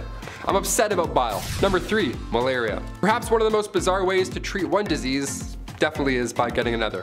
If you suffered from syphilis back in the early 1900s, there wasn't really much help you could get. That was until Austrian physician Julius Wagner Jauregg came along. He received the Nobel Prize for this discovery, and as bad as it sounds, it's honestly quite the breakthrough. Julius discovered that malaria-induced fevers were the key to treating syphilis. Nice. Now I guess, we don't do this anymore because, well, malaria is still horrible, and a hefty amount of patients lost their lives trying this method. So no, we at Bumblebee do not recommend this method. We have other ways to treat it now. Number 2, rabies. It's a part 7. Let's talk about rabies. Might as well. This is a haunting list so far. Pre-rabies vaccine, I mean, what the hell did we do? Before 1885, that's when French scientists Louis Pasteur and Emile Roux, they developed the first rabies vaccine. We were pretty much SOL if a rabid animal were to bite you beforehand. I mean, one of the leading theories to prevent the spread of rabies was to not let your dog outside while there was a full moon. You know, that middle-aged bull where every remedy just sounds like a side quest in Skyrim, that kind of stuff. Oh, you'll need 1 egg and 2 pigeons. I'm like, what? I have strep. What are you talking about? In 16th century Europe, it was a literal joke if you had rabies. Doctors quite literally told you to ingest 40 grains of ground liverwurst and wash it down with 20 grains of pepper and a half pint of milk. That's it. That's how you cure rabies. That's how you do it, I guess. You gotta ingest that each morning for 4 days in a row. Oh, and you also need to have a cold bath every day for a month. Imagine if this really was the only solution, even today. Just cuts to us in 2022 with iPads, technological advancements, we're creating new vaccines, but in order to cure rabies, you still need to slam some milk and have a bath. It's like, yeah, that's the only way. That's the only way we've done it so far. Hygiene history is insane. I'm gonna push for a part 8. Hit that thumbs up so I can keep talking about this nonsense. This is insane. I learn something horrible every day here. And finally, number 1, electricity. Electroconvulsive therapy, or ECT, has been around a lot longer than most of us think. It just didn't work back then, you know? Also, we don't call it shock therapy anymore, we're well past that. Tiny electric currents would be sent through your brain, ideally changing its chemistry, and over 1,000 people a year undergo this treatment. But back in ancient Roman times, this procedure of course was a little sketchy, just a little wee bit. They would use electric eels. Yeah, they would hang out with a bunch of electric eels to hopefully relieve a headache. Again, I'd rather just have a headache. I'm not trying to become a Spider-Man villain, okay? I'm nearsighted. Today we believe the seizure aspect is beneficial, but back then it was believed that electricity was the key here. We would drink electrified water and wonder why nothing's happening. Number 10, wash your hands. No, seriously, go wash your hands right now. When was the last time you washed those filthy mitts? Go wash your hands. Washing your hands is super important, especially these days. But something that's very unusual about the Aztecs compared to a lot of other civilizations in history is that, well, they did wash their hands. Oh, and you have no idea how happy that makes me. No more shall I have to think about people shaking hands after using the bathroom with no toilet paper. That's disgusting. Or scooping food onto a plate with their bare, dirty hands and sharing that food with the rest of their families. Yes, the Aztecs like to wash their hands before and after a meal, which is just the way it should be. I hate having grimy hands. You know, I talked to the chief today, and you know what he said? That's it. That's actually it. Yeah, we like that. That's it. Number 9, Aztec barbershop. It must have been quite the sight for Spanish conquistadors to land upon the shores of North America and then come to bear witness the Aztec civilization in all its glory. Something noticed by the curious Europeans was that the Aztecs had what looked like a barbershop for men. After all, a healthy scalp is a happy one. Even more interesting than that, however, is women were dyeing their hair with a green herb that I'm not even going to begin to pronounce. It was just too hard. It was a lot of X's and T's. I couldn't do it. Which produced a purple shine to their hair. Some women even shaved their hair off, while older women, like mothers, had longer hair. Man, it's almost as if a beautiful civilization was starting to flourish. Well, I'm sure nothing bad ever happens to the Aztecs, right? Number 8. My heroes. Let me create a scenario for you. I like creating scenarios. Let me create a scenario for you. You're on the way to a certain event that is very important in the big city. Maybe it's a new job, a new summer fling, or something that requires dry pants. But now your stomach is acting up. It's big angy. Your stomach's making sounds that are becoming more audible, and you can feel soon you will require a bathroom. But you hold it in. I can make it past this event and then go, you say to yourself. No problem. But now you've got cramps, sweats, and you're getting anxious as you know that DEFCON 1 is approaching. You now have to make a decision to make a rush to find a bathroom or be late for your event, or take a gamble with your underwear and dignity. Yes, that is a feeling I know all too well, but perhaps I should have been living in the Aztec Empire, as they had public washrooms all over the city. That's just awesome. Oh, what sweet relief. As if that weren't the most unusual, they also had citizens cleaning the streets, which is pretty unusual for the time. Yes, cleanliness was very important to the Aztecs, and honestly, I think there should be public toilets on every street corner. Please, sometimes I gotta go. Number 7. Thirsty. After a trip to the public washrooms, you may need a drink of water to rehydrate yourself. I mean, come on. I know I could use some hydration after that. Sometimes it gets really sweaty in there. Well, it's a good thing that the Aztec cities had canals, and not just the kind of canals a small Italian gentleman drives a boat through on Valentine's Day, but canals that handled both transportation and irrigation. Aztecs knew just how important water was for life, but perhaps most unusual about the Aztecs is their night soil collectors, which honestly sounds like it's hiding something just in that name. Night soil. Basically, they were beta garbage collectors who used canoes to transport this night soil to farms for fertilizer. And yes, night soil is exactly what you think it is. Poop! But it's unusual for a civilization to be so conscious of where their waste goes. Don't believe me? Well, how about this summer we all get together, we all go up to New York City and take a dip in the Hudson River. Yeah, not many takers, didn't think so. They were doing their best with what they had. And if women don't find you handsome, they should at least find you handy. You know what I'm saying? Number 6, ye olde dentistry. Look, every time I find a decent dentistry fact, I slap that bad boy in here like a D-based infomercial host with a surprisingly effective kitchen gadget. You're gonna love my nuts. Remember that guy? This is just one of those facts. Do I have a fear of the dentist? No. No, I don't, because my dentist is nice and has all the modern amenities to make me feel at ease. A comfy chair, laughing gas, and putting Peppa Pig on the TV because I'm a big baby. Goo goo gaga. However, no amount of any of those things I mentioned can prepare you for the dentistry before the year 1900. It was crude to say the least, but hygiene is hygiene, and you gotta keep that mouth fresh and clean. Tooth infections were fixed with rubbing charcoal in the affected area, and if that wasn't enough, a super safe mixture of snake venom and vinegar was used. What? Okay. Who was the first guy that discovered snake venom had such healing properties? Probably the same weirdo who first milked a cow, if I had to guess. Aztec dentistry included fillings and tooth removal as well. Also, ladies of the evening dyeing their teeth distinct colors, so then you know, if you know. You know? Look at my red teeth, boys. Number 5, bacon products. Who doesn't love bacon, right? Bacon is delicious. Bacon is a delicious meat that can be enjoyed for breakfast, lunch, or dinner. Personally, there was nothing like waking up on a Saturday morning as a kid to play some GameCube and eat bacon and eggs, my favorite. I was a tubby kid and I was easy to impress. However, while bacon may not be the king of the breakfast table, it is the bootleg flavor of fragrance and the non-food market. It seems every time there's a store, gift shop, or novelties being sold, a bacon flavored, scented, or themed product is there for men. And it's not far behind. Because yes, we are tough and rugged, and we eat meat because we're cowboys. So that also means we want breath mints that are artificially bacon flavored, right? No, we don't. They taste horrible. It's awful. No one wants that. Nobody wants that. Number 4, bath bomb. Call it genius marketing, crazy society, or people wasting money, but a lot of hygiene beauty products that women purchase, men do too. They just gotta repackage it and inject it with 300 cc's of testosterone because men. Take the hand grenade bath bomb for instance. Taking bath bomb to a whole other level. Yes, the one I saw while researching was very colorful and it looked like it had a fruity scent, but it was shaped like a hand grenade from the Second World War. No way an adult man would fall for that, right? Pfft, no! Chris, you see my rubber ducky? Number 3, the man bun. Honestly, I don't mind this trend. I actually think it looks good. Certainly better than the mullets of the 90s. There's no way you can tell me mullets look better than man buns. You just can't. The man buns are actually somewhat organized. Especially if dudes grow them out and maintain them. However, what is strange to me is the man bun add-on. Yeah, it's like a man bun extension. You just like a clip-on. Basically, look like the guy who plays Wonderwall at every party for the low price of $19.99. I can't be dissing too much though, because I wore a clip-on tie till the 9th grade. But the girls thought I was cute? I think so. Number 2, gendered products.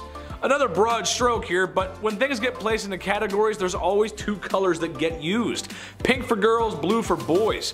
While I'm not sure whether colors are actually masculine or feminine themselves, it has been hardwired into most of us, that's just how it goes. Anything plastered in blue or male-like imagery, it's what's meant for men.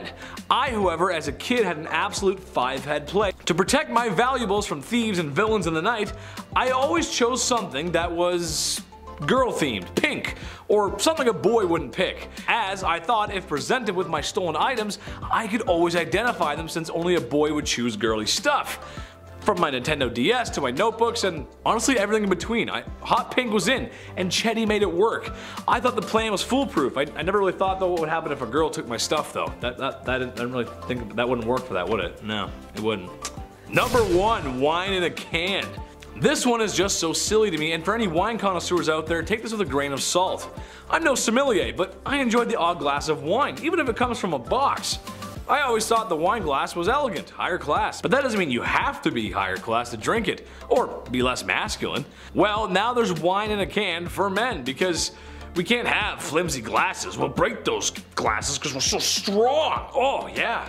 I just can't imagine wine in a can tasting good. It has to be worse than wine in a box, right? Let me know in the comments, guys. I'm curious. What do you like to drink? Let Chetty know. I'm curious. I'd love to hear. Number 10. Suck on a clove. Bad oral hygiene was not permitted back in ancient China. Bad breath, even less so. For example, if you were going to be seeing the emperor, it was required that you suck on a clove beforehand to make your breath all nice and fresh, just in case. I think I'm going to use that as an insult. I'm not going to say it again because I feel like, no. Yes, I like this. Other than breath fresheners, the ancient Chinese used primitive toothbrushes made of willow branches that were rinsed clean and then chewed to make all hairy and stuff.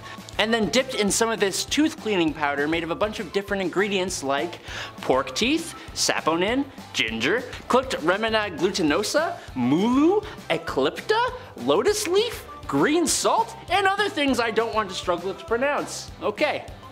Before that though, they would also use salty warm water as a mouthwash, which would make their teeth more firm and help clean them. I actually do this like every once in a while after I brush my teeth too. It's actually really good for your gums. These ancient Chinese knew what was up. Number 9. Bathing.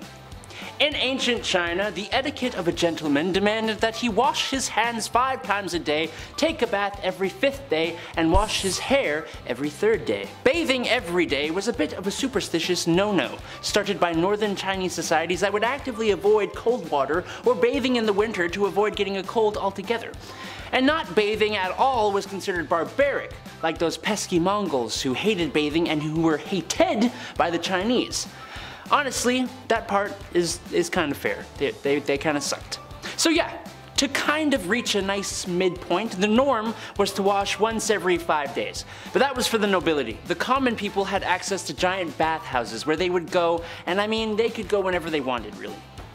I shower every morning. I have heard that's bad, but I don't think I'd willingly go for like 5 days without washing, so I don't know. Maybe I gotta move it to every other day. Somebody give me advice, please. Let's move on. Let's just move on. Number 8. Rice water. So, the Chinese washed like once a week. That's fine.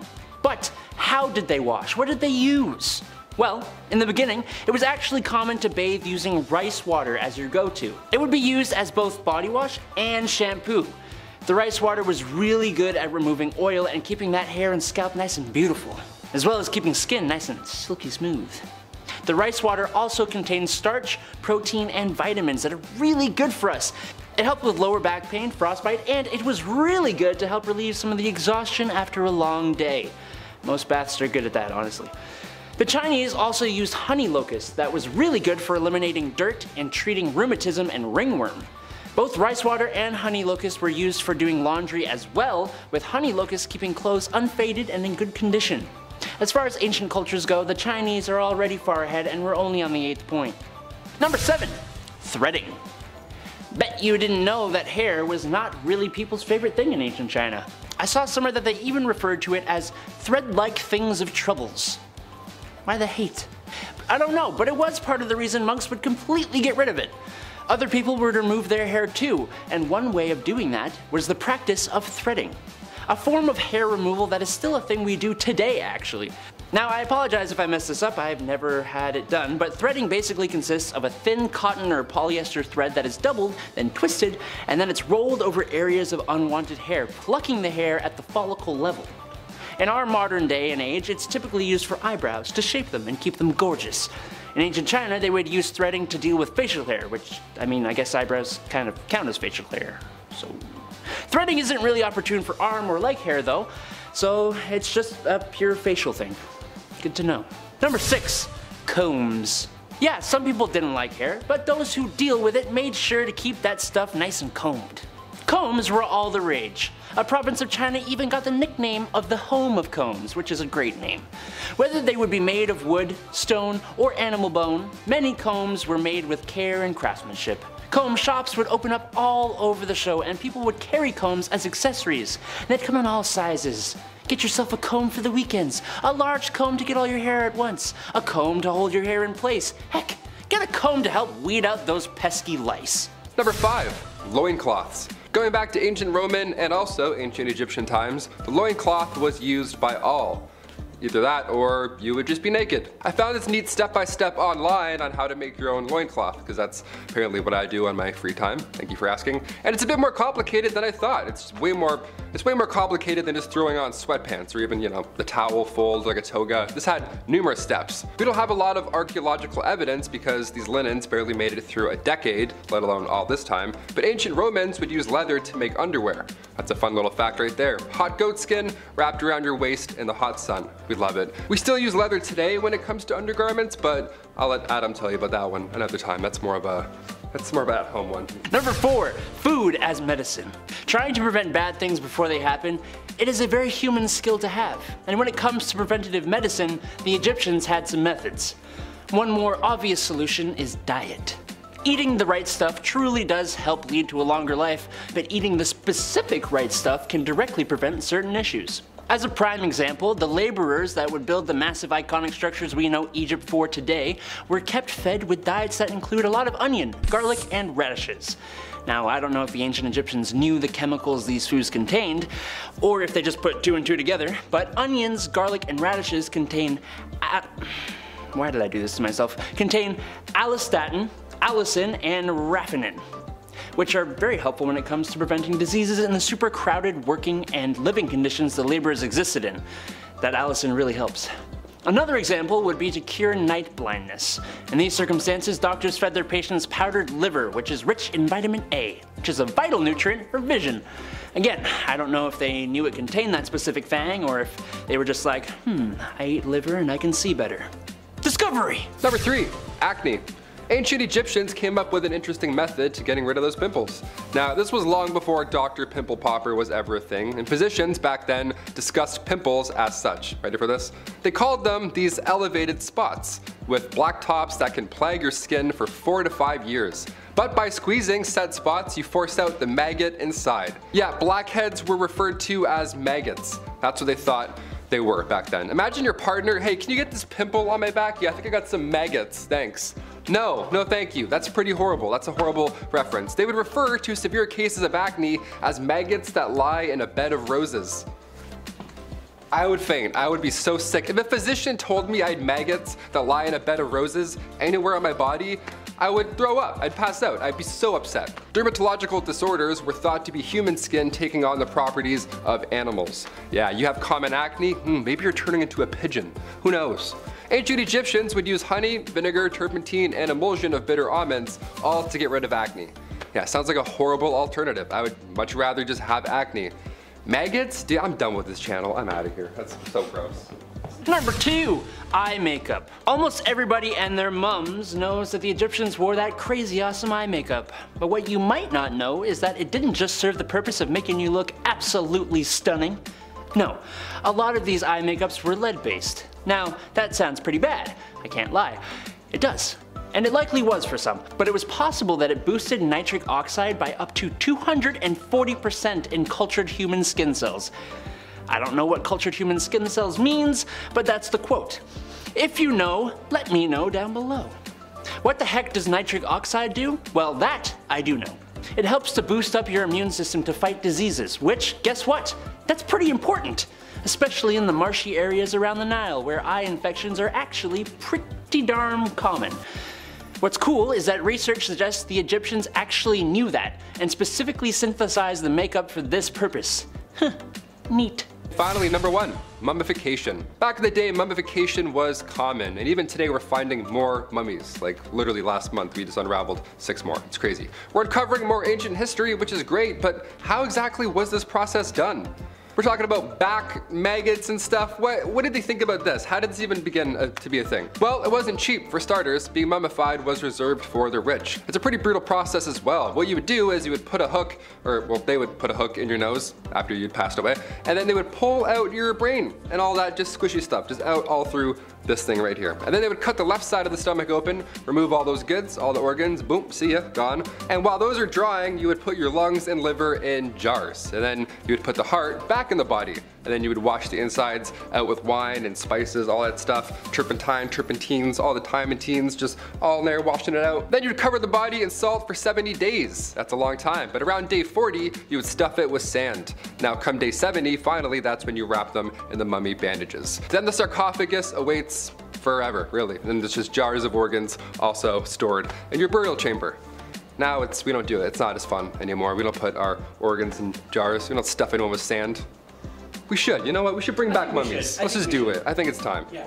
Our story first begins with Shinto, which had purification rituals required before prayer, such as sweeping and washing. 6th century, Buddhism is introduced, and the casting aside of all impurities, which is part of that, can be done by bathing, washing away the 7 ailments while simultaneously taking on the 7 blessings. Bathing culture changed in the Edo period as Sentos brought bathhouses to commoners' daily lives. Before, they were only able to soak in the river. Baths in this period were steaming waters, with the bather often only soaking the lower part of their legs and washing water upwards. Late Edo period also brought Sufuro, which is the first bath in which bathers would actually submerge to the shoulders. Men and women were also sharing the same bath, and it was commonplace for bathhouses to be mixed, something that freaked good old Commodore Matthew Perry right out when he visited Japan between 1853 and 54. Nudity doesn't always have to be primal, dude. Onsen, or hot springs, is a public bath in Japan that uses hot spring water to clean and relax your body, which has an endless list of health benefits from the mineral-rich water. In the Showa period starting in 1926, more residential buildings with internal baths were built, and home baths became the new norm. However, still feel free to visit one of the many onsens and sentos that still exist in Japan. From the bottom to the top, let's talk hair care.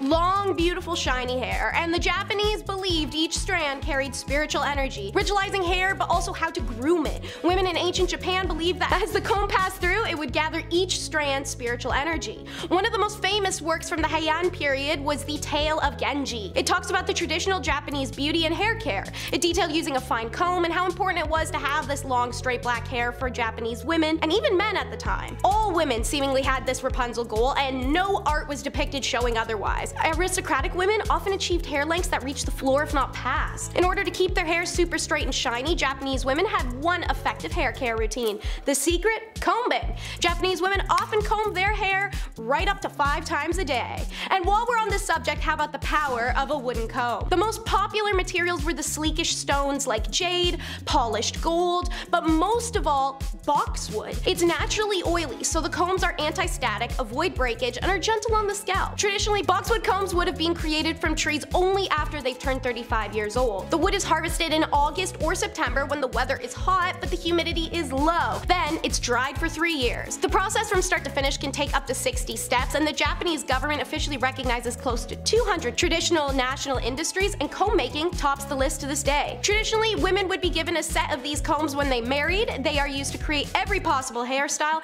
from a slick back top knot of sumo wrestlers to the perfectly precise updo of a geisha. Even to this date, every 20 years, boxwood combs are sent to the Ise Shrine in Japan, where they're ritually burned in sacrifice to the sun goddess. But there's more to it than just the comb. It's all in the tsubaki sauce. In Japan, tsubaki oil was used for thousands of years as a cooking and machine oil. However, on Oshima Island, the women who harvested the oil were noticed to have long, beautiful hair and radiant, clean skin. Naturally, they'd been using the oil harvested from the tsubaki nuts on their hair and skin since it was all over their hands from working. This news flew, and suddenly far and wide, Japanese women started using tsubaki for beauty purposes. Science time! Tsubaki oil contains a very high level of oleic acid, which will control the water loss while making your hair softer and more pliable and minimize shedding. Linoleic acid in the oil stimulates hair growth, maintains healthy scalp conditions, and improves moisture retention. Tsubaki oil is non-greasy and an excellent all-around moisturizer for hair and skin. Its excellent emollient properties keep skin and hair supple, and tsubaki also features prominently in the art of traditional pattern Japanese designs.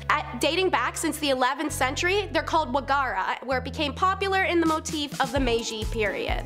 Red, white, and black. The country's flag is one shade short from matching the most traditional Meiji makeup palette there is. The old Japanese proverb, white skin covers 7 flaws, describes the obsession Japanese women had for fair skin throughout the centuries. This dates back to the Nara period in 710, when Japanese culture was heavily influenced by Chinese and Korean culture. During the Heian period, Japanese beauty aesthetics shifted away from imitation. They continued to apply the white powder to their faces, but then they started plucking eyebrows and repainting them higher, and then they blackened their teeth. By early Edo, aka the 1600s, the red, white, and black color palette was in effect. Red lip rouge and fingernail polish, white face powder, and black teeth and eyebrow pencils. Pigments were produced from fresh safflowers, became so expensive it was said to even be worth its weight in gold. During the 1800s, women began to focus more on the health of their skin rather than just the appearance. A beauty manual published in 1813 described desirable skin as being moist and naturally colored. In the late 19th century, the women's suffrage movement began to take hold across Japan. As women began to advocate for protection against oppressive patriarchal practices,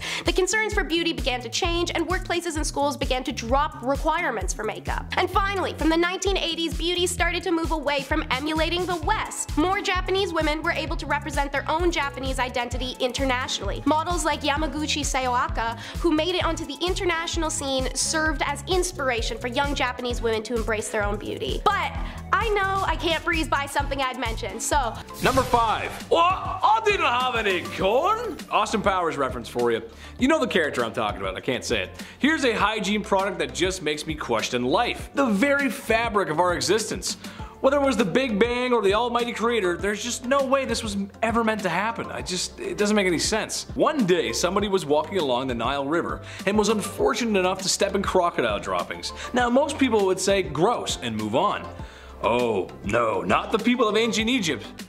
They felt the stinky, squishy unholiness on their feet and said, yes, we must bathe in this. And they did. They took the forbidden mud bath, the brown tsunami, the cesspit of no hope. You can call it whatever you want, really, it's horrible either way you look at it. Supposedly it was meant to keep you young and beautiful.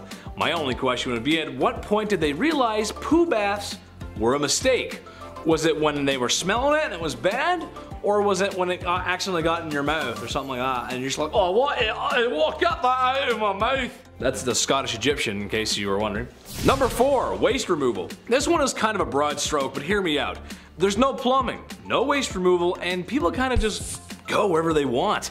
A lot of that unhygienic waste is kind of just laying about. However, the people of Egypt also had the advantage of the Nile River, which means they use that bad boy for everything. Transport, irrigation, a water source, and of course, a bathroom. Which, in case you didn't know, your source of water and irrigation should be two separate, they shouldn't go together, that's not good.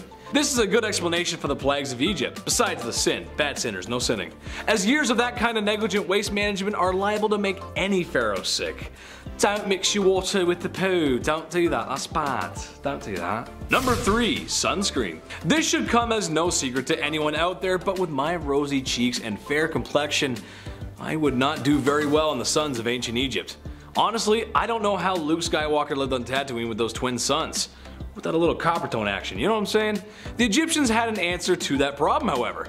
Not the whole living on Tatooine part, that just kinda sucks no matter what. Blue milk is weird. They had a makeshift sunscreen using rice bran extracts and a few other ingredients that were meant to help protect against the sun's rays. How effective was it really? Not sure, because the only stuff I'm willing to test out is the real stuff. And if I get burnt, then I start peeling. And then somebody has to rub aloe vera all over me. Be right back, I'm gonna get some sun. Number 2, cursed craft dinner. You've got no plumbing in your palace, and it's time for dinner. So how does an Egyptian royal make his favorite pot of KD without water? I mean, if college kids can do it in their dorm room, surely they can master the art of post-secondary cuisine. Well, for some unlucky folks, it means taking a pot and walking down to that old Nile River. Almost like people rely on water or something, and take a big scoop of water and bring it back. But while you begin to scoop some water, you may notice someone is picking up crocodile dung. And people are bathing in the water. And to your left, there's a maiden washing clothes, and to your right, there's a man doing something I can't repeat on YouTube. Oh well, time to scoop some more water up and consume this clean, nice water at home. Oh, this is the best. Tastes like the village. It's nice. Number 1, pink milkshake. Does it still count as hygiene if you ain't breathing? I say yes. Besides the pyramids and maybe the Nile, mummies are the most famous things about Egypt. And in a weird way, it is hygiene. Hygiene for the afterlife. When someone super important passes on, it's time for a little game of operation. Stomach, liver, intestines are removed and put into jars. You never know when you might need that next. The heart is left because it's the heart, and the Egyptians were die-hard poets, so you got souls in there, you gotta keep that. The most grim process to me, however, is turning the human brain into a forbidden milkshake by mashing it with a small spike and then draining it out in what must have been the grossest waterfall ever. Oh god, that's so gross. Anyway, then you take some linen and start wrapping the mummy up like a dad wrapping last minute gifts on Christmas Eve. Bada bing, bada boom, there you go. Buddy is prepped for the afterlife. Don't mind me, I'm just gonna be sick from the brain milkshake. Ooh. Number 10, not bathing. Let's start off strong.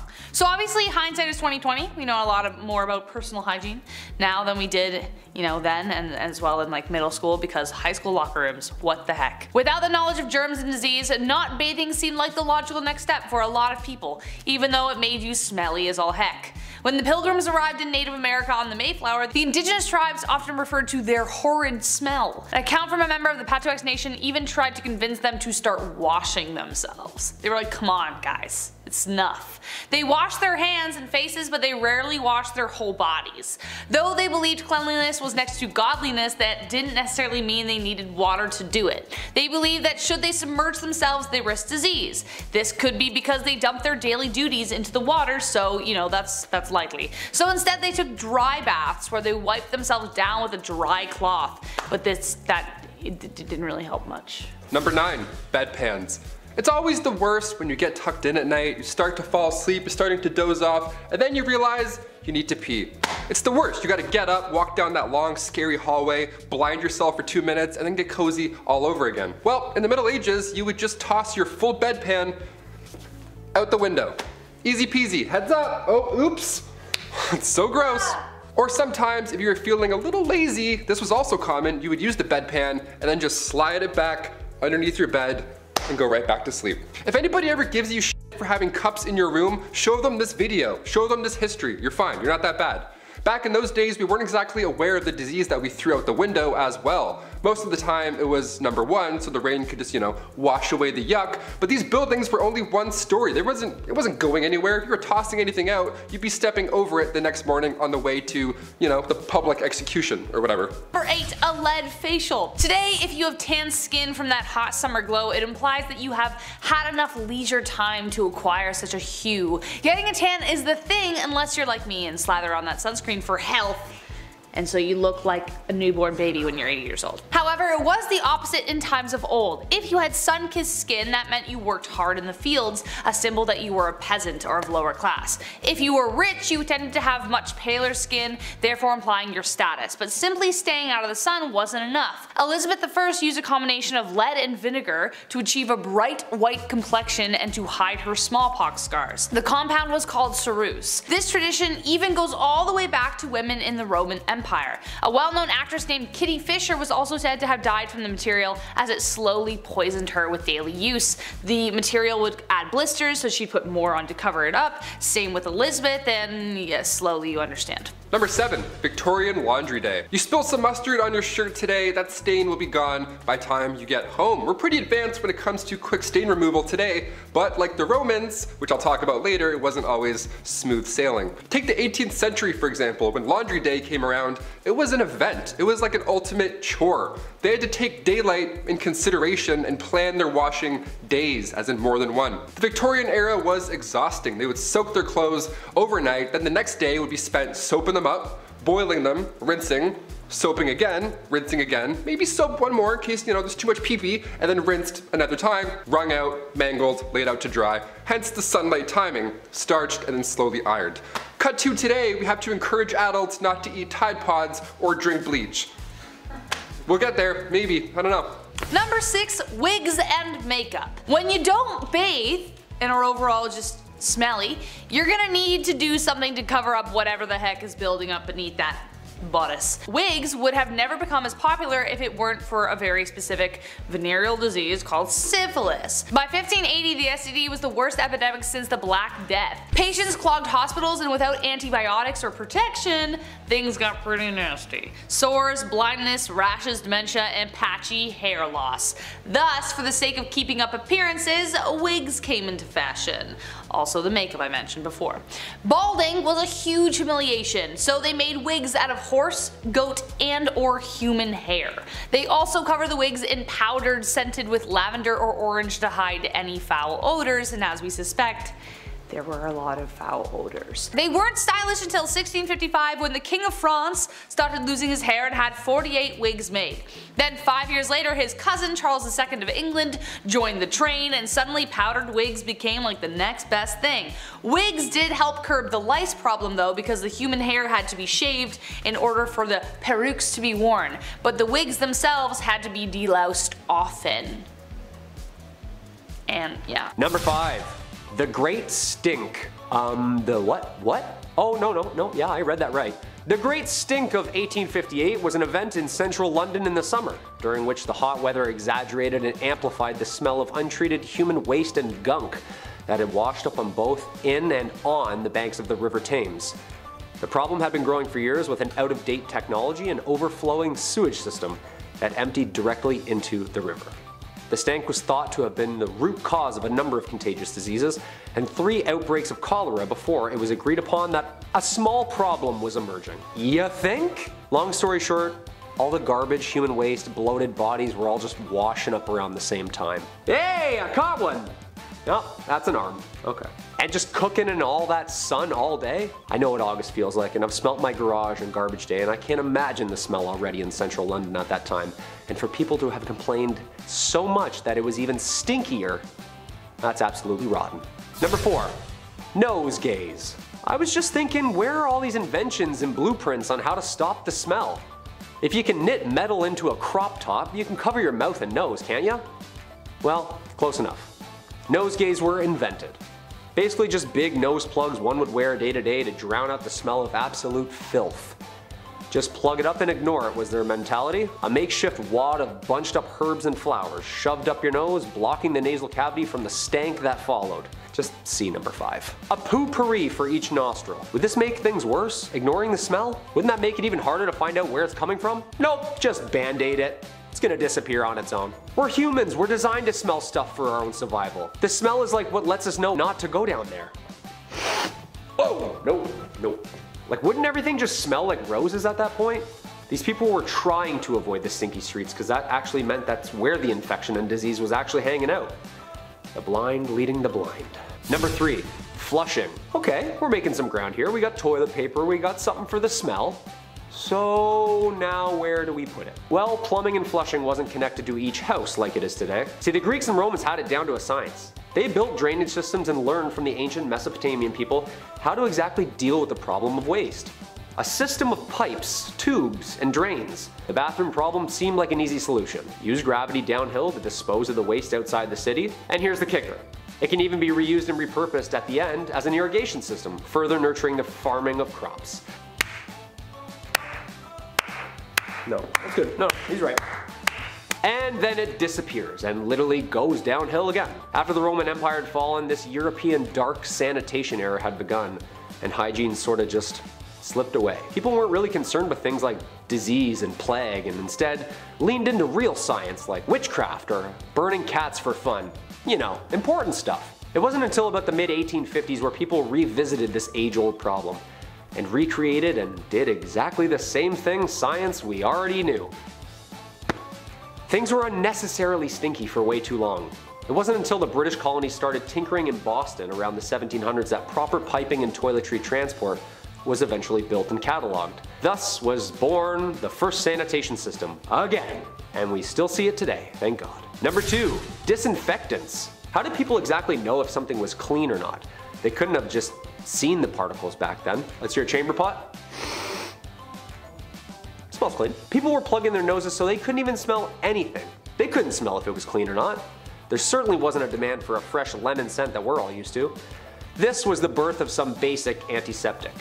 Chemists were mixing and matching chemicals, and a new form of cleaning agent was introduced in the 1890s by German chemist science Gustav Ruppenstroh, in hopes to rid the country of the overflowing cholera epidemic and seize the spread of germs and the disease. By mixing benzalkonium and hydrogen peroxide, you were left with a chemical compound that would destroy and clean infections on medical patients. Light bulb. Thus leaning towards the direction of an all-purpose surface cleaner, killing bacteria and ridding the area of harmful toxins. And drumroll please, Lysol was created. That's right, the same Lysol we use today. This was a push in the right way for humanity. An easy to use liquid cleaner that would aid disinfecting everything in its way. I've seen the bottle and the Wemyss labels. Must have been even stronger back then too. Hope no one spilled it on themselves in testing. Ooh, ouch, that is a class 1 chemical burn. You're just gonna want to pee on that for 12 to 13 days. And number 1, soap. Finally, the end of all our ailments. Soap. The answer. Well, not really. See, it's been around since the Romans, cause they literally did everything before us, and stop bragging, we get it. Made out of animal fats, ash, and mostly lye, these makeshift balls of soap were invented years ago.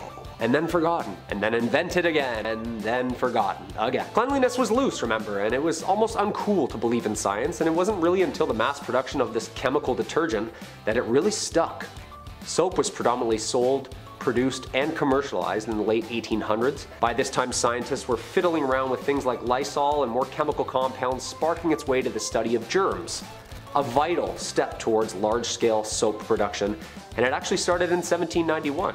When a French chemist, Nicolas Leblanc, patented a system for making soda ash from salt, at which point added with animal fat, and there you have it. The slippery bar we're all used to today. The discovery made soap making one of America's fastest growing industries in 1850, and it seemed from then on in it was only up. It's crazy to think that someone at this time, even after soap was invented, were still spit-shining surgical instruments to be clean. That's good. Well, there you have it, folks. I'm absolutely disgusted, and yet carry a now cleaner representation of who we are and what we've done. From stink houses to spas, hygiene has come a long way. Or maybe not. Kicking off our list at number 10, seam squirrels. I love squirrels. Being Canadian, we see quite a bit of them. They're a little too friendly for me at times, but they're great. During the Old West era, seam squirrels were, well, not what you think. Personal hygiene was not a priority for many people back then, obviously, and lice infestations were unfortunately quite common. Now, the type of lice that affected people during this time was commonly known as body lice, which is pretty horrible. That could be found in the seams of clothing, hence the term seam squirrels. Yeah, not actually a squirrel at all, it's just body lice. Gotcha. Body lice, of course, was a major problem during the Old West era, and they were responsible for the spread of diseases like typhus, trench fever, and relapsing fever. Relapsing fever? I haven't even heard of that one. That's terrible. These diseases were often fatal because, you know, ye Old West, and many people in the Old West succumbed to them. To combat the spread of lice and the, one of many diseases that they carried, people in the Old West often resorted to extreme measures, such as burning their clothing or even shaving their heads completely. That's why you see old cowboys and they look like they're stressed. They have no hair, their clothes are just gone. You're like, what happened? Lice. Lice happened. Some people also used remedies like vinegar and kerosene to try and kill the lice, so yeah, it was a rough time either way. Overall, lice infestations were a significant health concern during the Old West era, and they played a significant role in the spread of disease. Yeah, it wasn't just rats in the medieval era, it was also lice, which is even grosser in my opinion. Number 9, Old West dental. I could use some Old West dental recently. I'm chewing on one side right now, you know what I mean? In the Old West, dental hygiene was not a priority for everyone. They couldn't afford it. And also, dental care was often very sparse. You couldn't really find it anywhere for that matter. People generally didn't have access to modern dental tools or products, and many did not have regular access to any dentists at any point in their life, which is a sad but real fact. That would suck, I'm terrified. However, there were some basic dental hygiene practices that people in the Old West may have followed to keep their teeth, somewhat in their heads, keep their gums not rotten. Didn't do much, but it did something. There were toothbrushes. Not many, but wasn't as good as Oral-B. There was some stuff. More often than not, you'd have to use twigs or chew on mint, that kind of natural survivor stuff. Some people may have also used a cloth or a rag to rub their teeth clean. Yeah, don't forget your tooth cloth before you go on vacation, I guess. Gotta and then put it back in your pocket. Your old woody teeth, gotta rub those. Access to professional dental care was limited in the Old West. Some towns, some had dentists, but all they did back then was just pull out the problem. They didn't give you a crown. They're like, which one hurts? All right, get out of here. All without anesthesia, so that's a great time. You're gonna remember all of it. Other options included a community toothbrush, which is hilarious to think about and also so sad. Yeah, some public establishments had a public toothbrush. Can you imagine? Go out, have a little brush, check your teeth. All right, cool. I'm gonna go back to the bar. I'm gonna be sick. I'm gonna actually throw up right now. Number 8, no spitting. Spitting was a common habit back in the Old West. You see it in movies and parodies. They're always spitting on the ground and stuff. Well, it's because it's real. It's a real fact right there. It wasn't officially outlawed. However, many towns and cities did prohibit spitting on sidewalks and inside of public buildings, because yeah, please don't do that. Thank you so much, sir. This was largely due to concerns about hygiene and, of course, like I said earlier, the spread of disease. In addition, spitting was considered rude and uncivilized behavior. Yeah, of course, and many people were offended by it. Middle of conversation, guy just spits in between your feet. I'm like, wait, don't do that. Please don't do that ever again. Some businesses even had signs asking customers to not spit on the floor. Can you imagine what kind of shithole you're in? You have to ask people not to do that. There was also social norms in place that discouraged spitting in certain situations. For example, it was considered impolite to spit in the presence of a woman or in formal settings, which, yeah, I agree, still do that today. That's great. Despite these efforts to discourage spitting, it remained a common practice among cowboys, miners, and other workers in ye Old West. They're like, yeah, I have shit in my mouth. I don't know, we don't have water. I'm gonna spit. Sorry. Number 7, communal towels. Ugh, this one's so rough. It's exactly what you think it is. It was a ride. Today we have paper towels that you pump like 13 times just to get a little sheet. Or sometimes, if you're lucky, that Dyson air drying thing where you just dip your hands in for like 13 seconds and then it's done. You're like, oh, the future is here. That's always fun, that one. Back in the Old West, communal towels were often used in public restrooms and other shared spaces. Yeah, just one towel for all. Just to dap off everything that's wet or damp back then. Ew. These towels were usually made of cloth and hung on a rack for multiple people to use just in public, like it's your bathroom. While this may seem unhygienic by our modern standards now, it was a common practice at the time. So yeah, I don't know, we can laugh a bit, I guess. People were generally less concerned about the spread of germs and diseases back then, and communal towels were convenient and they were a cost-effective option for public spaces. However, with the rise of awarenesses about hygiene and germs and all that nasty stuff, the use of these towels eventually fell out of favor in the earliest 20th century. Thank God. Imagine dapping off your lips after eating some wings with a communal towel. Some cowboy just, you know, and then he, and then you come in and wipe your, that's so gross. Number 6. Hair care? Yeah, I added a question mark there because, I don't know, not much TLC going on top back then. Throughout history, people have used a variety of natural ingredients for hair care. Nowadays, guys have it too easy. It's like Axe 5-in-1. It's like hair, armpits, legs, feet, all like, no way you can do all of that. Popular methods in the Old West were whiskey and castor oil. Yep, all on your big exposed head, right in the sun, there you go. Pantene Pro V wasn't a thing then, so folks were rubbing their heads clean with castor oil. That's a nightmare. Whiskey was believed to help cleanse the scalp and often promote hair growth, while the castor oil, that option, that was thought to moisturize and condition the hair. So that'd be a fun 2-in-1 back then, that's great, put that in the stocking. These ingredients were readily available and most importantly, they were affordable, making them popular, but also, realistically, it was their only option. Guys doing whiskey, he's like, yeah, let's clean it up, clean up top. It's so hot. It's like, ugh, really burns. Number 5, lice. Yes, while we're talking about hair care, why not touch on the subject of lice? It's a problem everywhere, not just in your elementary school. Ancient China had lice problems just like ancient Egypt did. While almost everyone chose the path of baldness in Egypt, it was not so in China. No, other than honey locusts and rice water to clean your hair, one of the common practices to deal with lice was to, well, it was to eat the lice that you picked out of your hair. Hey, grub is grub, but I think I'd like to move on from this topic now. Let's get the heck out. Number 4, poo-poo stick. I'm sorry that we have to talk about this, but actually, you know what? I'm not that sorry. Just as it does now, going to drop the kids off at the pool in ancient China left you with the task of cleaning yourself up afterwards. Wiping your bottom. That's what I'm talking about. Now, they did have paper back in ancient China, like we talked about in our ancient Chinese inventions video, but paper was expensive and the only ones who really used it were the emperor and royalty like him who would use straw paper. Before that, and for everyone else, people would use a stick-like tool called a chugi, I'm sorry if I pronounced that wrong, which was basically bamboo strips that were shaped to be thin and flat and slightly wide with rounded edges. Some of these even had great water absorption and a lovely scent.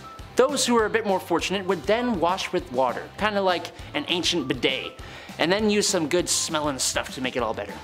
Other than that, a lot of people were cool with using leaves or sticks and stones, and honestly whatever could do the trick really. I mean, when you gotta go, you gotta go. Number 3, using dirt to clean? Okay, not dirt, but soil. Ancient cultures, including the ancient Chinese, would use soil as a tool in cleaning, which actually had the benefit of being able to help remove oil stains. Now how did this happen? Apparently, it is believed to be caused by the alkaline qualities of the soil that really helps with the removal of oil. Soil and oil, I did not like that. Which the Chinese actually seemed to figure out how to specifically utilize. The Chinese used a kind of natural alkali to clean their clothes, which evolved to be scented to help keep the clothes nice and funky smelling.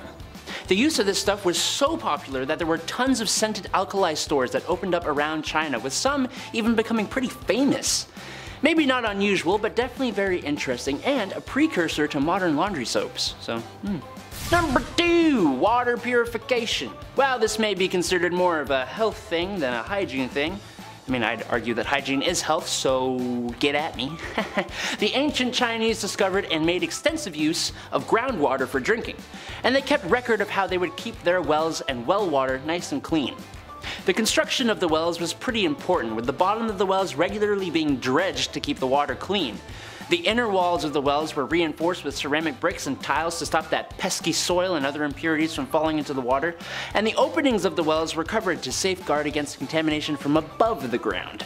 The cleaning of wells was even institutionalized as a feast in some places. So cleaner water and food, it's a win-win.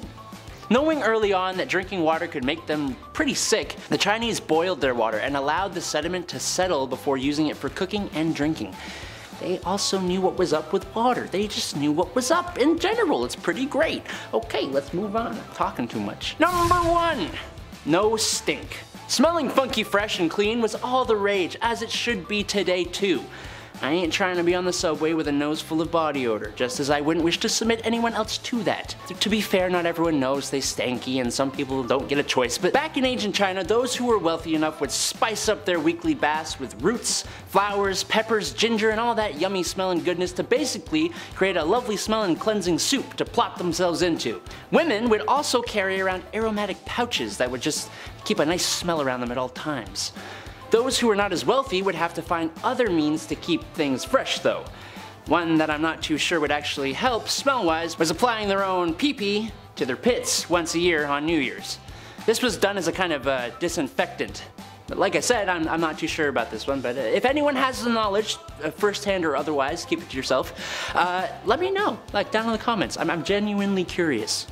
Number 10, snake eyes. Well, not exactly snake eyes, but after extended use of belladonna drops in the eyes, you would probably wish that a snake bit you in the eyes. Belladonna is poisonous. It's a no-cal zone, red flag. But yet it was still used by Egyptian royalty. Basically, the drops of poison would dilate your pupils, and that would be considered to be beautiful. For some reason, I guess, okay. Extended use of the drops had terrible side effects for the user, blindness being one of them. You gotta remember, folks in this time have no social security, and the best doctors can do for you is tell you to go take a bath in crocodile dung. And to pray to the gods for more, I guess. Sure, okay. So to avoid that tragedy, go for the natural look and avoid the eye drops. You'll thank me later. Number 9, more eye stuff. Thought I was done with the eye stuff? Well, guess again, amigo. I ain't done yet. I've got lots more to say about that. Okay, maybe a little. Eyeshadow and eye color. Some ladies today would say no special outfit is complete without it, and honestly, I have to agree, ladies. Sometimes y'all do some stuff with your eyes that makes me say, damn, you look good. Damn, you look good. However, some ladies might be cautious to slap some color on their face if they knew the origins of the product. As for the royalty of Egypt, eye makeup was in. Seemed to be a trend. However, they weren't so cautious of where their makeup got its origins. Egyptian eye glitter had 2 key ingredients: applicable powder and bugs. Yeah. You know the super colorful ones that are like really big and you wouldn't want to be around? Yeah, those, beetles, scarabs, and pretty much anything you could find. They would then crush them into a heavenly pulp and smear it all over their royal faces. I have issues with spiders and wasps as it is.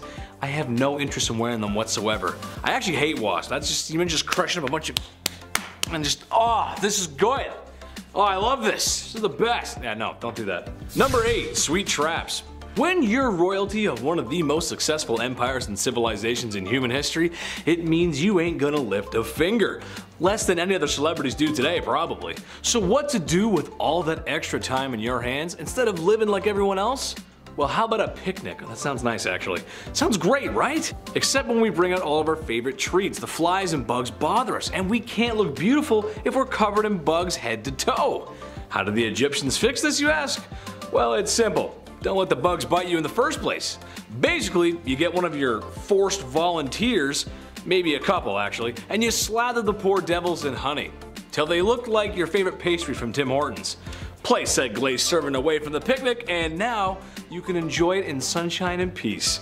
The screaming of being eaten alive by bugs might dampen the mood, so just wear earplugs, it's fine. You stay over there and just get eaten, it's fine. No problem. No problem. Number 7, unhooded Sith. Circumcision is important in a lot of cultures of yesterday and today. Now at this channel, my job is to come out here every week and make you laugh. So to the men out there who still have their Jedi robes, imagine every day of your life you got sand in places that sand shouldn't be. Anakin Skywalker's worst nightmare, and honestly explains why he hates sand so much. But perhaps one of the reasons Egyptians used this hygiene service was to stop sand getting in their wiener's one-eyed bandit. There's no showers, nothing to really get it out once it's in there. That's no good. I guess you could take a dip in the Nile River, but there's too many crocodiles in there, and who has the time to jump in the Nile River when they're busy being forced to build large structures that will stand the test of time? So you better line up, fellas, or be cursed to feel like Anakin Skywalker for the rest of your life. The prequel one too, not the cool animated one, the one that whines a lot. That one. You don't want to be that one. Number 6, nice dentist. Turns out not all Egyptian dentistry is completely awful. It turns out they may have come up with the first toothbrush.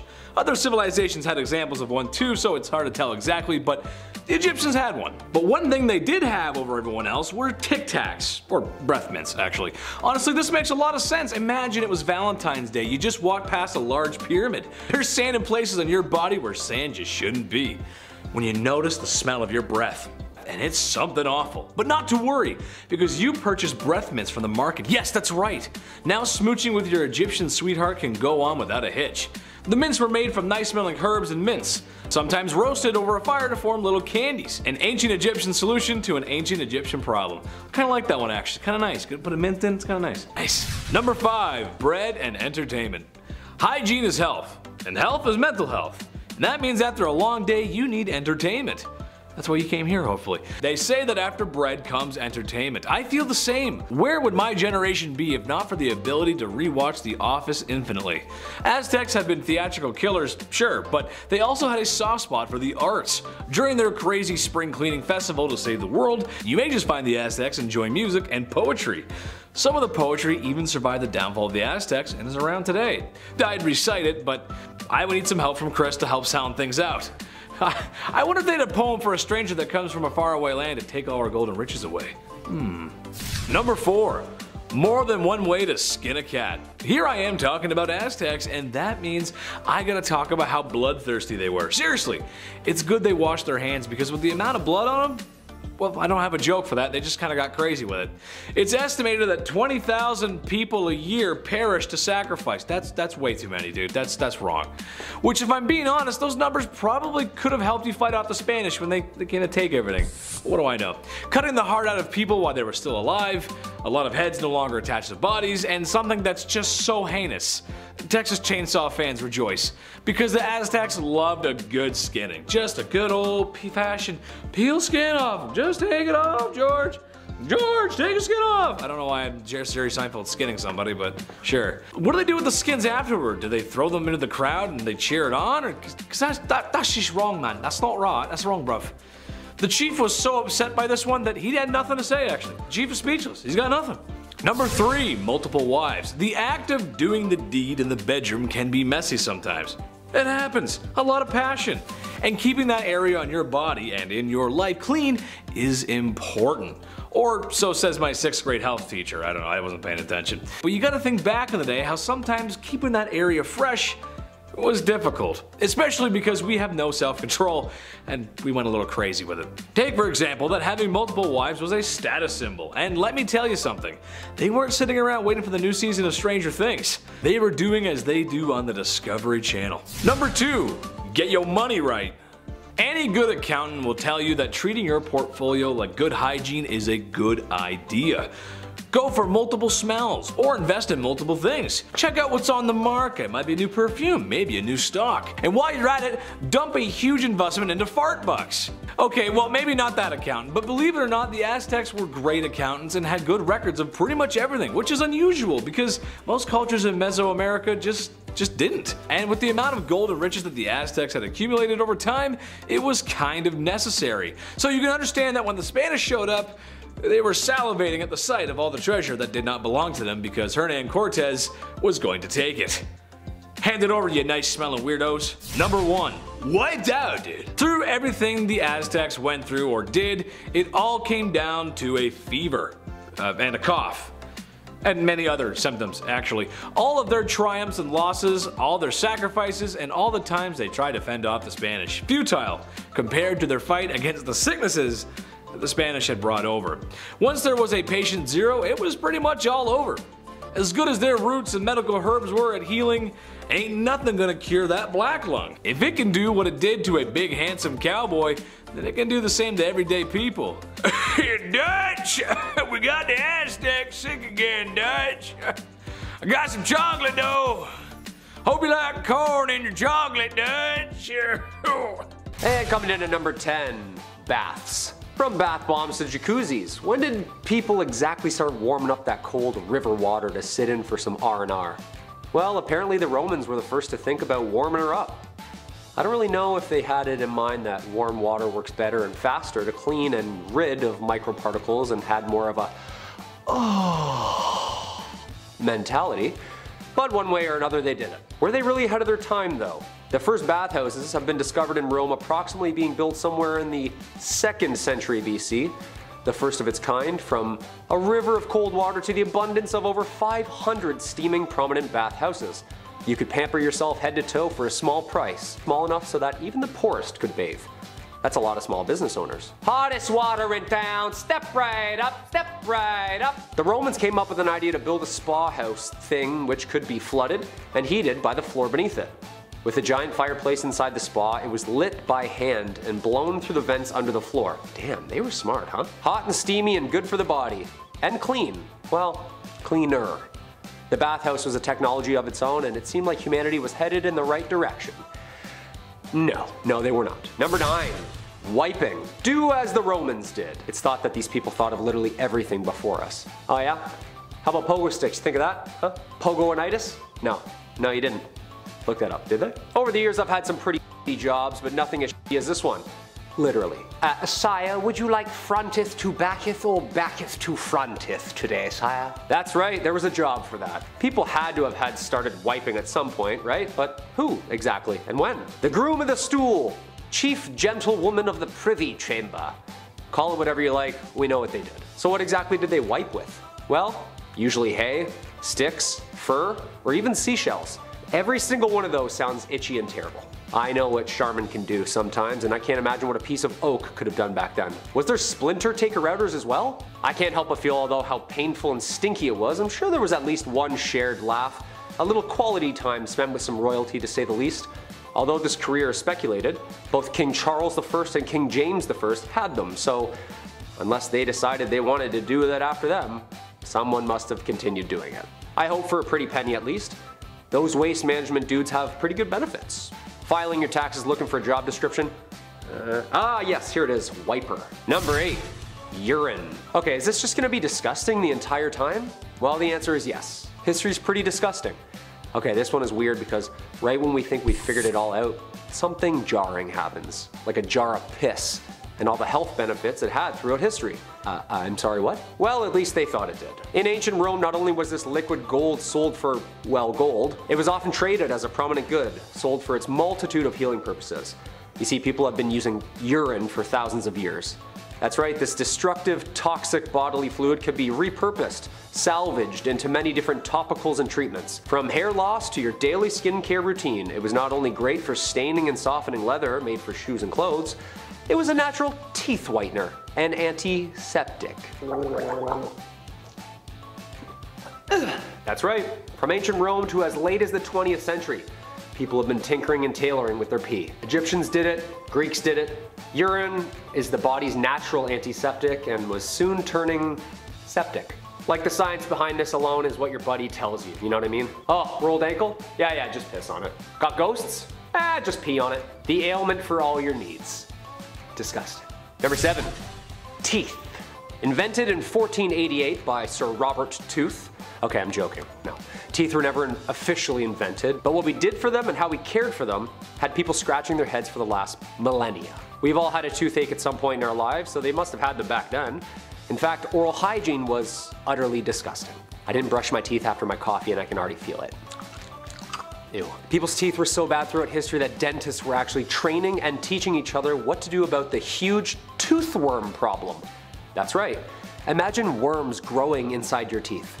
Well, due to the swelling and pressure, people thought there were actual bugs or evil spirits living within their sore tooth, serving them extreme pain. Nope, just an infection. You need a root canal. Oh, and actual worms and bugs living in the tooth. Yeah, you see this gray area right here? That's a ladybug, right? It's medieval England and things were pretty medieval. Right down to the surgery, and if you had an impacted wisdom tooth, well, that wasn't covered. England, 400 AD. People started this new trend of oral hygiene cleaning, but it wasn't spin brushes and floss, no, more like mint and vinegar. And prayer. Just kind of swoosh it all around in your mouth and wipe your teeth with your shirt and call it another year. If you were lucky enough to rinse your mouth out at the time, then you could have saved yourself a visit to the medieval dentist chair. Well, actually just a slab of rock you sit up against and have a friend who's good at ripping. And there you go, buddy. Hey, wake up. The infection alone from the dirty tools going into your mouth is making me itchy. I feel like my breath stinks more now after I've read this topic. Anybody have any gum?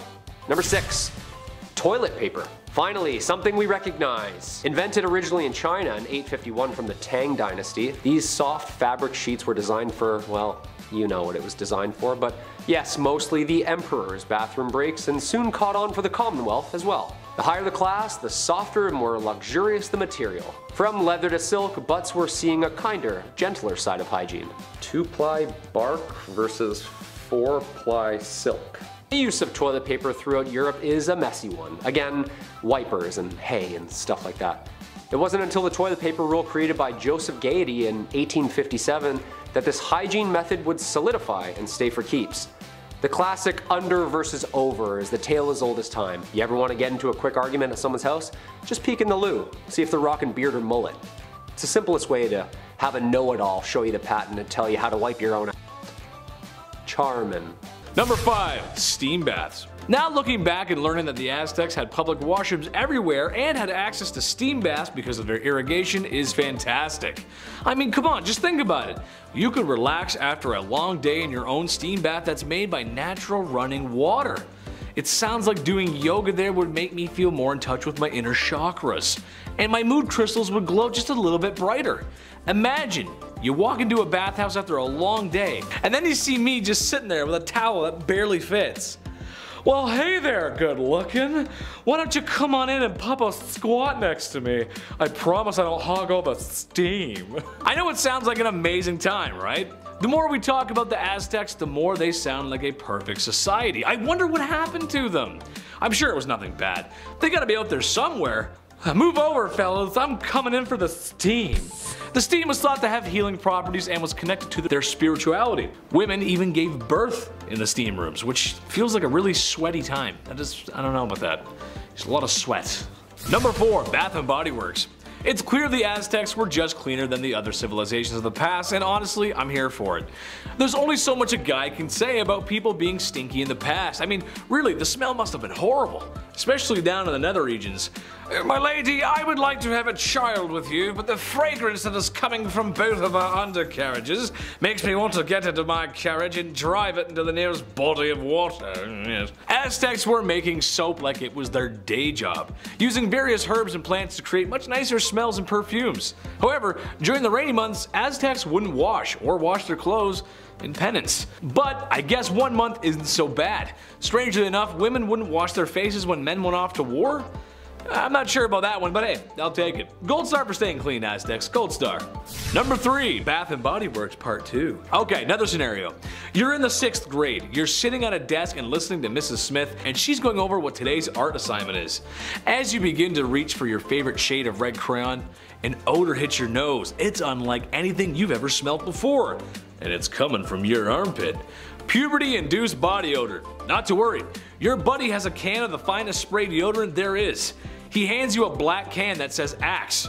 You are now one of them. And you start showing up to school dances with a seafoam pink button-up shirt with the collar popped. And a Justin Bieber haircut with the hat on backwards. Yeah, that's right. All while drenched in a can of Axe's finest. Shark tooth necklace shows every girl in the room that you're a tough guy. God, those guys are the worst. Okay, no, the Aztecs didn't go that far, but they were aware of the horrors of the classroom BO and recommended a special bath prepared with lovely smelling aromas, which makes sense. Good smells go in, bad smells from your bum, they go out. However, there's 2 ingredients that make me question things. Apparently, no odor-killing bath is complete without a fresh bone from a dog and a human. I'm just gonna leave that with you and think about how you'd feel with 2 bones floating in your bath. That's disgusting. Apparently they had to be fresh too, that's gross. Number 2, the Aztec Classic. I'm glad the Aztecs had better hygiene because for once I don't get super queasy talking about the things people did. However, it wouldn't be a video about Aztecs if I didn't talk about their favorite pastime. Sacrifice. And honey, if they were giving out gold medals for it, the Aztecs would be record breakers. Sure, they weren't the only civilization to sacrifice people, but they did it with such theatrics. It would make my old theater teacher very proud. But unlike most civilizations, the Aztecs did this all the time. Whenever the calendar called for one, it was time for one. And if they ran out of people, they would go grocery shopping for more.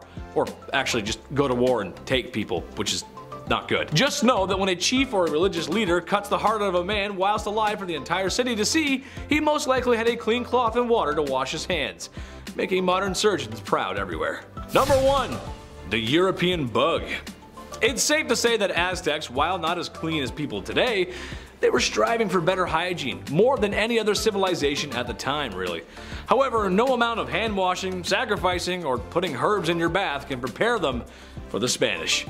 Not just the swords and the guns and invading and such, no, I mean the sickness that Europeans brought with them. It's a plot similar to War of the Worlds, except the invaders brought all the nasties with them. No matter what the Aztecs did, it wasn't going to stop the waves of lovely things the Europeans brought over. Armpits are clean, but now they got black lungs. There's too many diseases to even name, there's a lot.